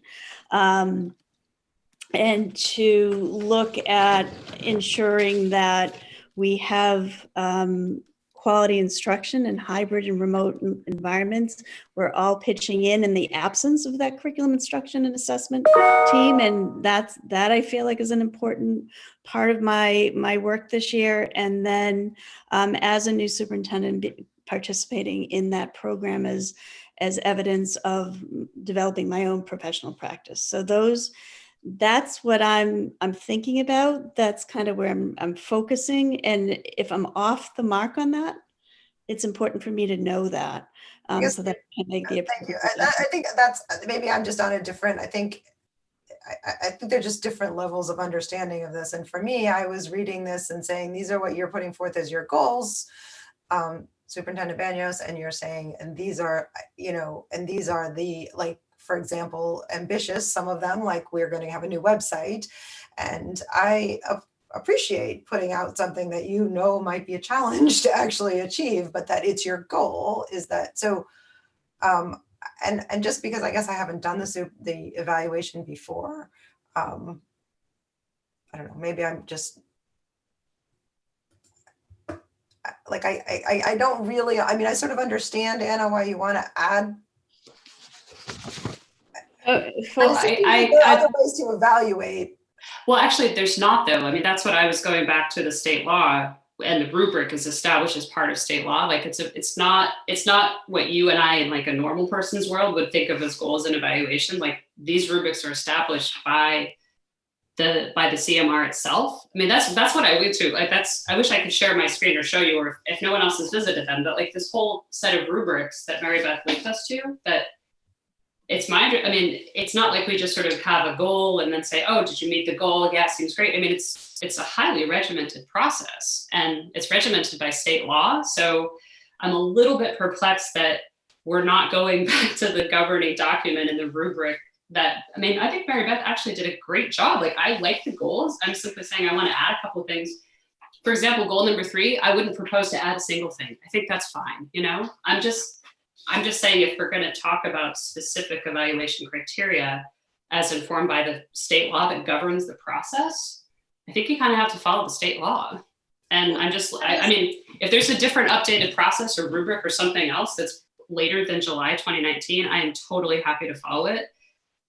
I'm just following the path. Rubric is the same. The process has been updated. So we need to move into executive session because we are going to be having someone join us, and they're expecting us to be moving into executive session at this time.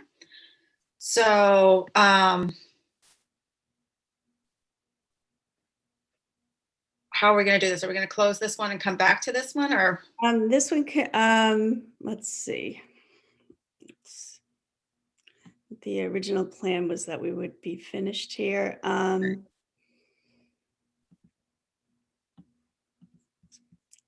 because if we close it, then we can't come back to it because it dies, right? So let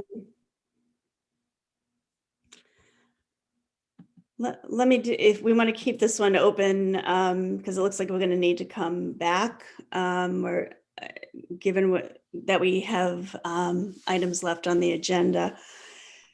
Tom, could I ask you to, or Tom or Vinny, to quickly go in and create a Zoom piece? or do you want to make Tom be the host because Tom's not coming with us, or is he? If probably Vinny, could you just quickly set up a Zoom link, because we have one set up for executive session, but it will require closing this one out. So we can't use that one at this point. The other thing I could do is I could text our guest and ask if they could postpone for a half an hour or so and see if we could handle it that way. That may be a better way to do it. All right, why don't you try that? Because we can't change Zoom links because the public has to be able to access this Zoom link. Yeah. Could you make me the host and then I could stay on? Yeah. Let me keep see it if open? it's possible to push back. Let's see if our guests can stay up 30 minutes later tonight.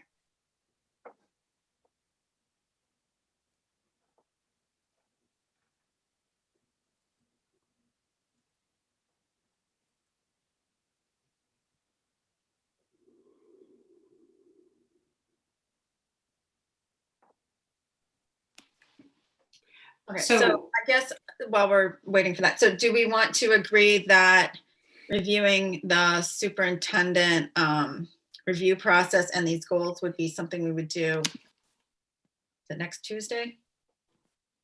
Yeah, next Tuesday. Yeah. And I think in the meantime, if there's additional clarity about the process, Michelle, I would welcome that, because I've tried really hard to read all of the legal guidance and Some documentation from the MASC on the, David, do you remember what it's called? Is it called streamlined, abbreviated? What is? I don't even remember. Something Let this, me see if I can look it up. yeah. okay. And then, but the rubrics themselves, I mean, that would be, those come from state law again. So unless that's changed, I don't. Yeah, the rubrics were updated recently, but which is probably that date. Mhm. Yeah. Would it be helpful if I emailed the committee the thing I'm looking at, or does everyone know how to find it, or? I know what you're looking at. Okay. Yeah, it was in Mary Beth's document. Mhm. So I'm looking at it. I think we're looking at the same thing. Yeah, standard form, bunch of letters, bunch of numbers. Is it 27, Dana, is it 27 pages? Where they change one word, they model, you know. Yeah.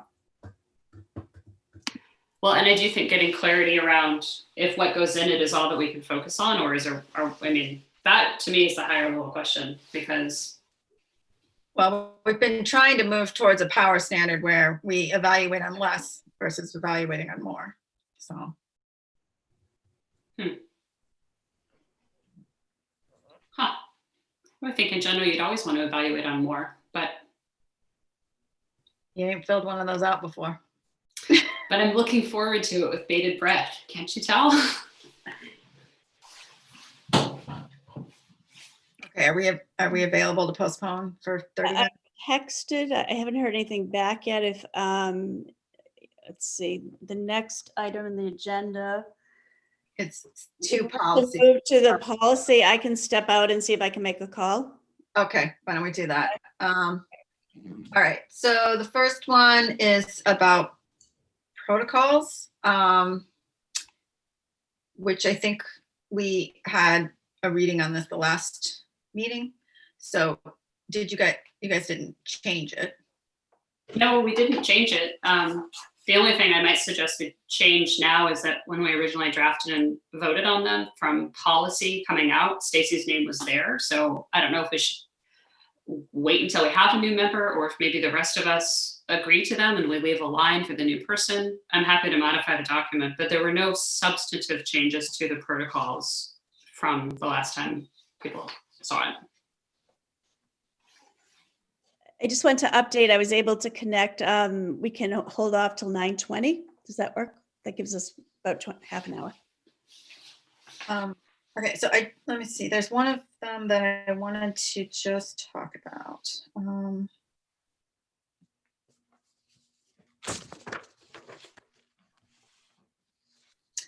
So I just want to talk quickly about number 9. So all members will maintain the confidentiality of privileged information and will respect the open meeting law. And I just, in the course of a day, sometimes we get advance notice on information that Mary Beth doesn't want us to be surprised about, or to hear about some other way, because that can be an uncomfortable situation for us. But that doesn't mean that we should, or really should, share it. So I just want us to think about and be a little bit mindful about that if we get a heads up, we shouldn't be giving anyone else a heads up. So we just want to keep that in mind if we were to sign these protocols, because they are there. So.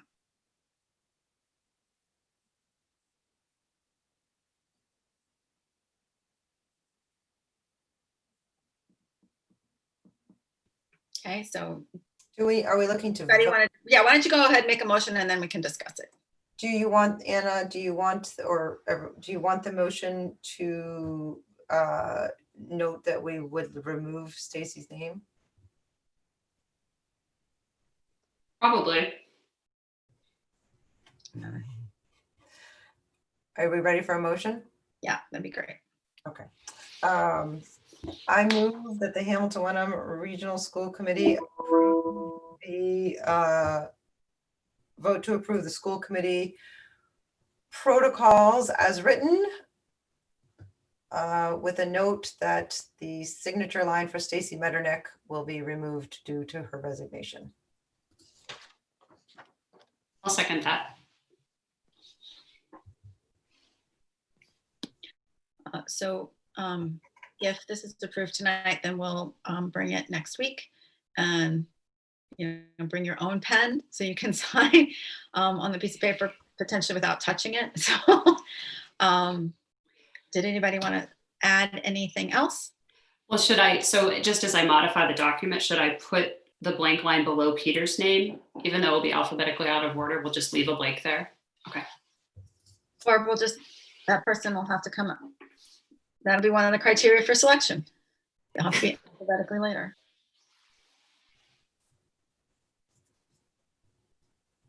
All right, it looks like we are ready to vote. David, Yes. Peter, Yes. Michelle, Yes. Anna, Yes. Dana, Yes. Michelle Bailey, yes, that's 6. Okay, so the next one is a second reading and a vote on the harassment policy, although I thought that I had heard at the first reading that we were going to postpone this until after the election, and I don't believe the election is over yet. I think that was what we said, but we can postpone it again. Again, there was nothing we changed when it came back around to policy. There was conversation, and the advice from Dorothy was to do it in a generalized way. The second paragraph has, again, all these different protected classes, but they're not consistent. Peter noted that this one doesn't include age. I noted it doesn't include socioeconomic status. It doesn't include homelessness. So I think this is a more global issue. Like, we have policies that have variances in our protected classes all over the place. So Dorothy's advice was to think of that more holistically. And so, I wouldn't want this to be a barrier to not passing this, but I think it's worth noting that we're inconsistent with our protected classes. And that would probably be a good thing to standardize. But we haven't changed this document since it was last year. So, okay, so is this or is this not the one that at the last meeting, it was said that Dorothy recommended that we not pass this until after the election? It's just possible that it could change again, depending on the outcome of the election, depending on the federal DOE. Our state attorney general has filed litigation to protest it. So technically, to be in compliance with federal law, we're supposed to adopt it, but that law can be changing. That law is being challenged.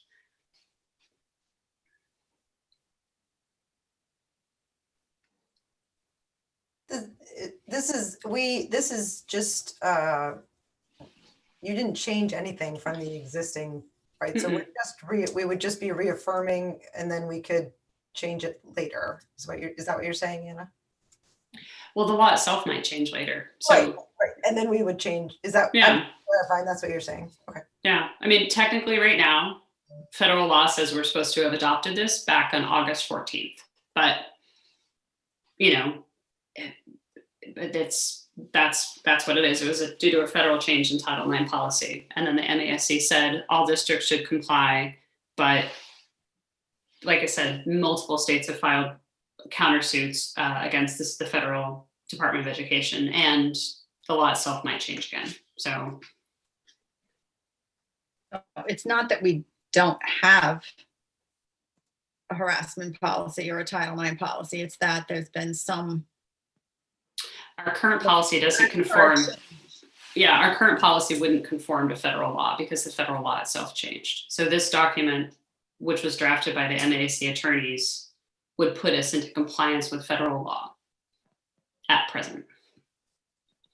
And one of the things just to add to that is, the requirements that would change what's in handbooks and all that kind of thing, that would typically, again, happen at the end of the year. So if we were to vote that, most of the implementation would happen a little bit later. That should allow for time to clarify what's actually happening at the state and national level. And what exactly was the change? And a lot of it had to do with reporting and sort of right to examination. It's sort of generally regarded that it shifted a balance of power from the rights of victims to the rights of the accused, which is sort of the main source of controversy federally. So it also defined in certain ways what sexual harassment meant in a way that hadn't previously been true. So there's a whole bunch of, I mean, it was a lot of changes. So, and a lot of them were controversial. So this is sort of a pro forma reconciliation of that as advised by the MASC, because strictly speaking, the law had a compliance deadline of August 14th. So, I mean, I suppose in theory, if somebody were to bring a harassment claim to us under the new federal law and we didn't have this policy on the books, then we would potentially be exposed because we haven't conformed to federal law. Yeah, but So- doesn't the law supersede our policy? Well, the law requires us to have a policy. But we have a policy. Yeah, but it doesn't conform to the law. Is it the chicken or the egg or the egg or the chicken? It's just like everything in my gut is like, oh, I don't want to, can move to the new law because I don't like the language, and we're hoping that it changes. But so I'd rather keep the language where, the support goes to the right person, and and then God forbid we actually have to do this. Again, the law sort of supersedes our local policy. Mm. I mean, I would think. I'm definitely no lawyer. We'd be approving it on the advice of MASC counsel more than anything else. That's sort of where this is coming from. I mean, we could table it for another couple of weeks and wait to see what happens, but I don't know that this particular revision is going to happen anytime in the next couple of weeks. I mean, that's I don't either. I mean, that's the one thing. It's like we could sit there and sort of hold up moral high ground, but for how long, And is it just as easy just to move this in, having been vetted already? I mean, my personal. Yeah, go ahead. I'm sorry. No, I mean, I feel like it's always a risk to knowingly say, well, I really don't like that federal law, so I hope I don't have to comply with it, so I'm not going to do it. Like, it is the law. We can feel how we feel about it. It may or may not change at any time. And the good thing about policy is, guess what? If DOE comes down with a new law or Maurice is successful and the law changes, we can conform to the new policy. I mean, I personally think that we should conform to the federal law because I'm a rule follower and I don't like the idea of knowingly not doing it. But I also acknowledge that, we've spent some time on it. It conforms to the policy. Dorothy's advised us. NASC has done it. That's why, and then my only issue with it are these protected classes, but changing it in this one document in this one place does not solve our district's problem. We have it all over the place. That's a bigger issue to discuss than this one document. So. The policy committee is unanimous in recommending this. Mm-hmm. We had been. Do we need a motion? Okay. I move that the Hamilton Wenham Regional School Committee approve the harassment policy as presented on the exhibit on the agenda. I'll second. Second is by Anna. David, Yes. Peter, Yes. Michelle, Yes. Anna, Yes. Dana. Yes. I'll vote yes. Okay, now the next one, it says it's a first reading of the religious observation. Can someone explain why it's a first reading? Because we changed it from the last time it was here. It went back to policy and then policy changed it. So So you now can it's- change from a first reading to a second reading. Yeah. It doesn't need to be a first reading again. We did not get a red line of what the changes were, so I'm unclear as to what the changes were. Oh, okay. I was So, gonna- yeah, no, Michelle, I think Anna just needs a little guidance here. Normally, what would happen in this situation is after a first reading, if there are changes, we would redline the changes and then present it as a second reading, so we could see it right there. Discussion could happen here in open session and, approve it. Usually it just gets approved at that time. Okay. Again, just a process. So what we did, we waited on it in policy for a while, and what we determined is we all had to go back and watch the public hearing on May 20th to figure out what we needed to change about it. So we did that, and then at the meeting on Monday, made a change only to really one part of it. If I could find my other notes, I bet I could find what the change was. It was minor, but to your point, so I guess in my mind, it was, since we changed it, it's coming back as a first reading, but I don't. So do you want me to describe what the change is? Well, I think that's necessary because we weren't able to get this in advance to read it, and there is no red line here. Okay. So maybe, Michelle, just correct me. Should we just make this a first reading then? I guess, but I still would like to know what the red line is, because Yeah. at hearing, the only comment that I heard at the hearing that was actionable was that something needed to have stronger language. So And that was the thing that we changed. I'm trying to pull up the old one.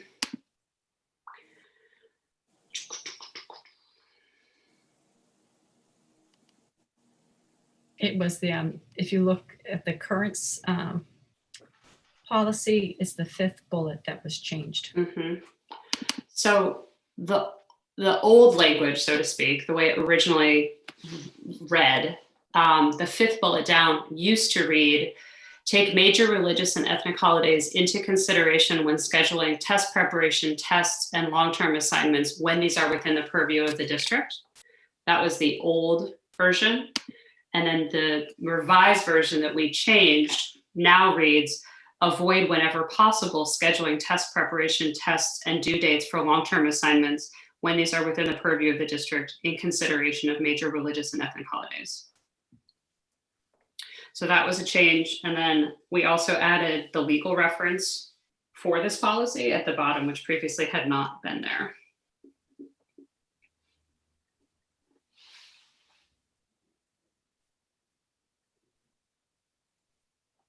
I think that's it, right, Peter and Michelle? This isn't the only thing of substance we changed. That was it. I corrected the name of the school district, but we decided that wasn't a substantive change. Would people be more comfortable if we were to bring this back to policy, do a red line on the old changes and bring it back as it is now? it makes it hard to know what's going on when we get things late. And I'm not, I understand why. It's like We only met on Monday. an individual to go back, find an old document, compare it, you come back.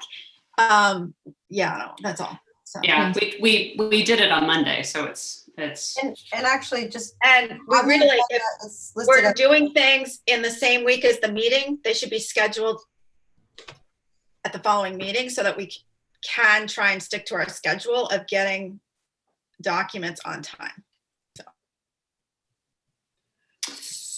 So why don't, Sometimes why it needs to happen quick, and that's fine, but not necessarily these. so why don't we as a committee bring it back? Can we table it or bounce it back to policy and then put it at the next meeting? Yeah, just bring it back as a second reading. Okay. It's listed on the agenda anyway as a first reading. That's. Yeah. So that's fine. That sounds great. Okay.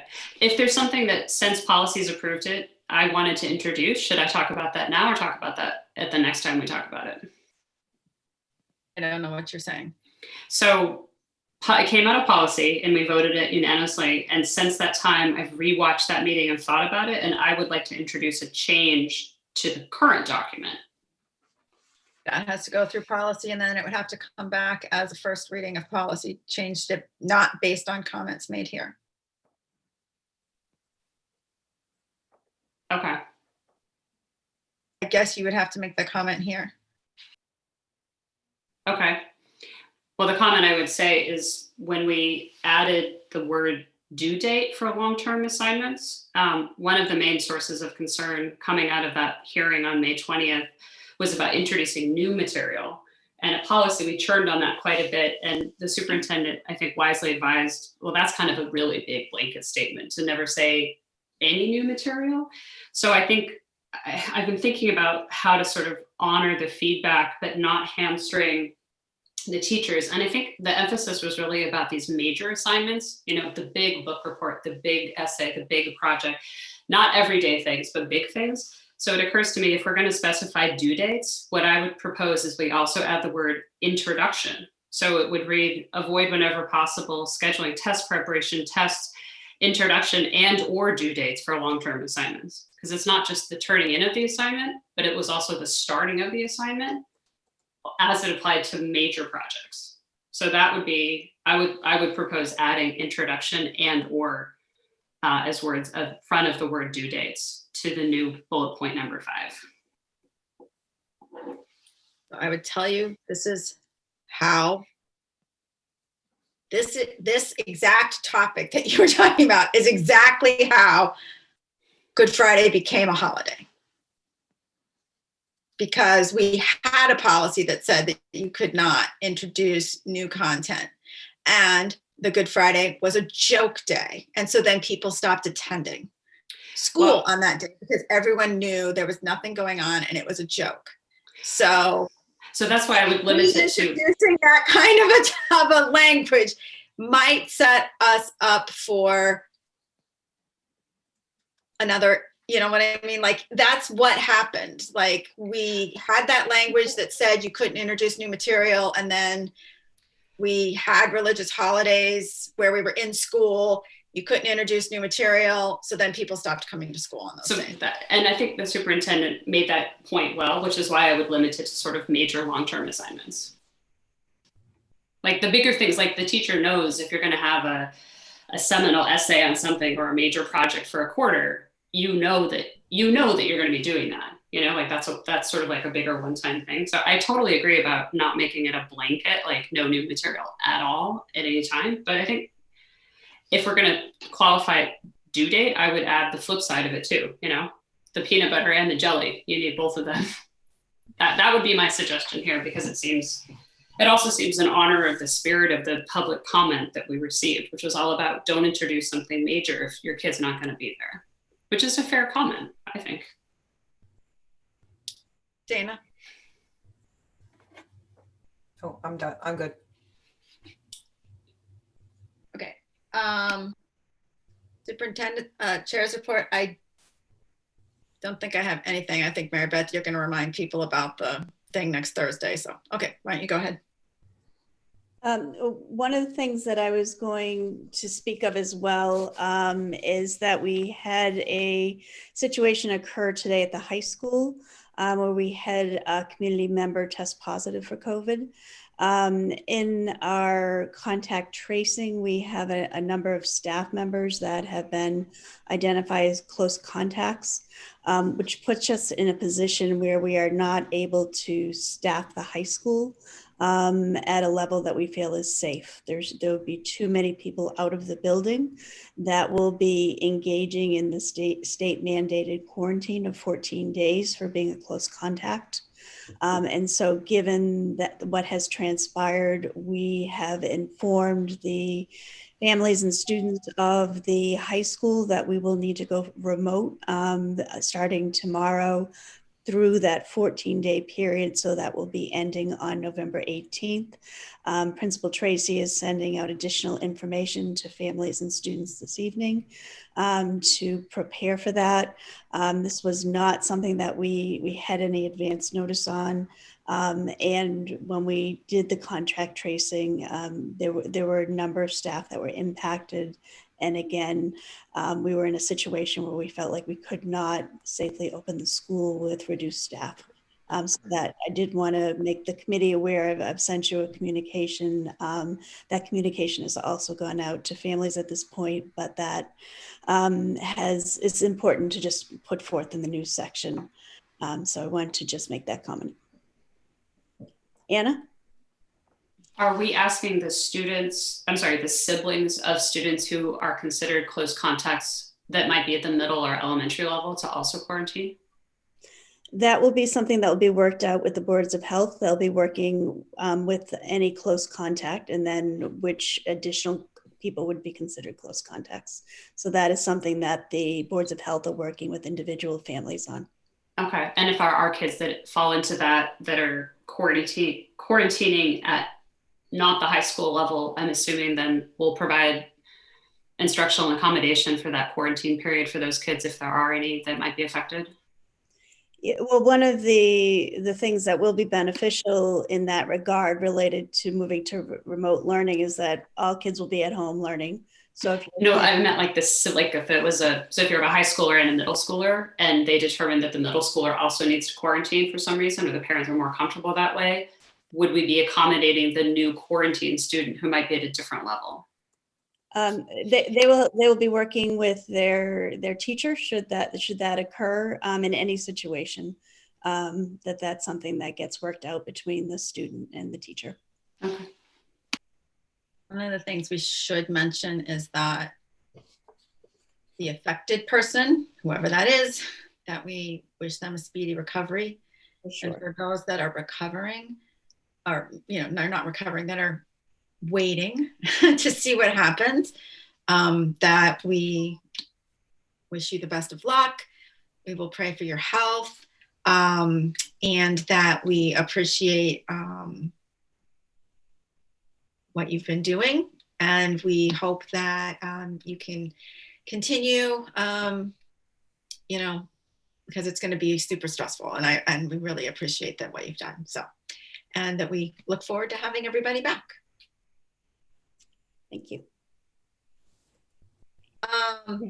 Capital finance planning, I don't think you've met. Policy, you've given us your report. And negotiations has not met, but we would like to go into an executive session very shortly to discuss negotiation strategy. So that would be great.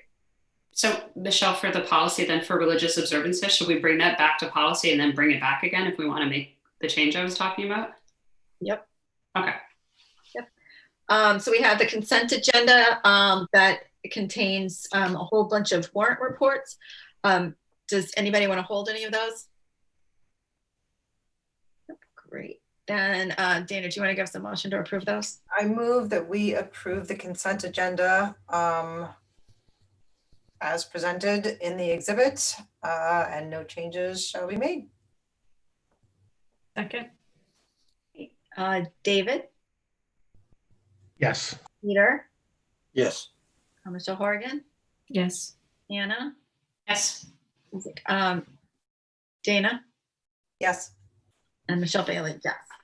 Topics for future meeting, I just have that we're trying to plan the meeting we had talked about. I guess that was at our last meeting. And it's sort of looking like probably December the 9th. But some people have not responded to the Google form, or at least they hadn't when I looked at it yesterday. So we're awaiting that. Were there other topics? I think the only other thing I'd had was related to when we talk about sports in November, about the mascot. But that's not urgent. And I had said that I would schedule that after the election, unless I heard from people that wanted to do that. So, Or I by think election, I meant the May election, May 6, 7, something like that. All right. Anybody else? All right. I didn't have time to look up the motion. So number 3. And I can't get on the MSC's website to find it. Okay, so I'll just include everything that maybe goes in here and we'll just include it. So I would move that the committee move into executive session for purpose number 3, to discuss litigations or to discuss strategy with respect to collective bargaining or litigation. It's actually collective bargaining.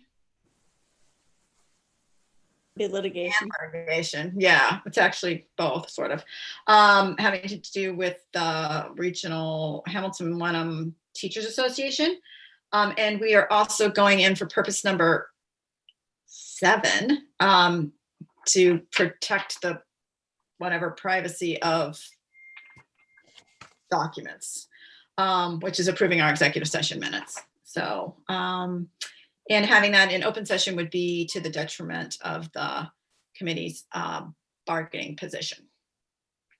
Is there a second for that? Second. David? Oh, you know what? I'm going to add one thing to it, and not to return to open session. Thank you. David? Yeah. I'm Peter? just wondering if we should have neatened that up, but A Yeah. lot neater. And actually, it's my fault. I should have. I can't get to the MASC's website where they have the list to do that, and I've reported that several times to them. So we're trying to figure that out. Is it accurate? Is it accurate on our policy site? We don't have motions. We have the 10 purposes on our policy. Is that close enough? Does it matter? The motions are written out Hmm. by the MASC. It's not, Okay. because some of them require that the chair declares certain things and some of them don't, and whatever. But yeah. Okay. So maybe Mahala could go to the MSC's website and look up what the motion is supposed to say. I mean, because I can't get to it. From 4 different devices I tried. So does someone else want to look it up? I'm looking it up right now. I'm looking it up right now. I think I found it. Yeah, I think it, I Yep, can't- David? You got it. 3.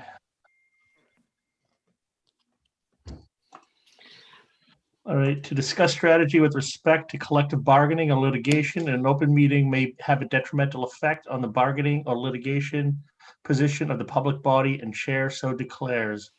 And she does. And I think the other one is 7 for privacy. All right, Of a document. and then 7 is to comply with or act under authority of any general or specific law of federal grant and aid requirements. Yeah, it's to comply with the open meeting law. So there you go. That is the motion, Mahala. Mahela. And Dana, do you still want to second that? Great. David? Yeah, yes. And not to return to open session. Peter? Yes. Michelle? Yes. Anna? yes. Dana? Yes. Michelle? Bailey? Yes. Thank you so much. We will be back on this channel in 2 weeks. See you then.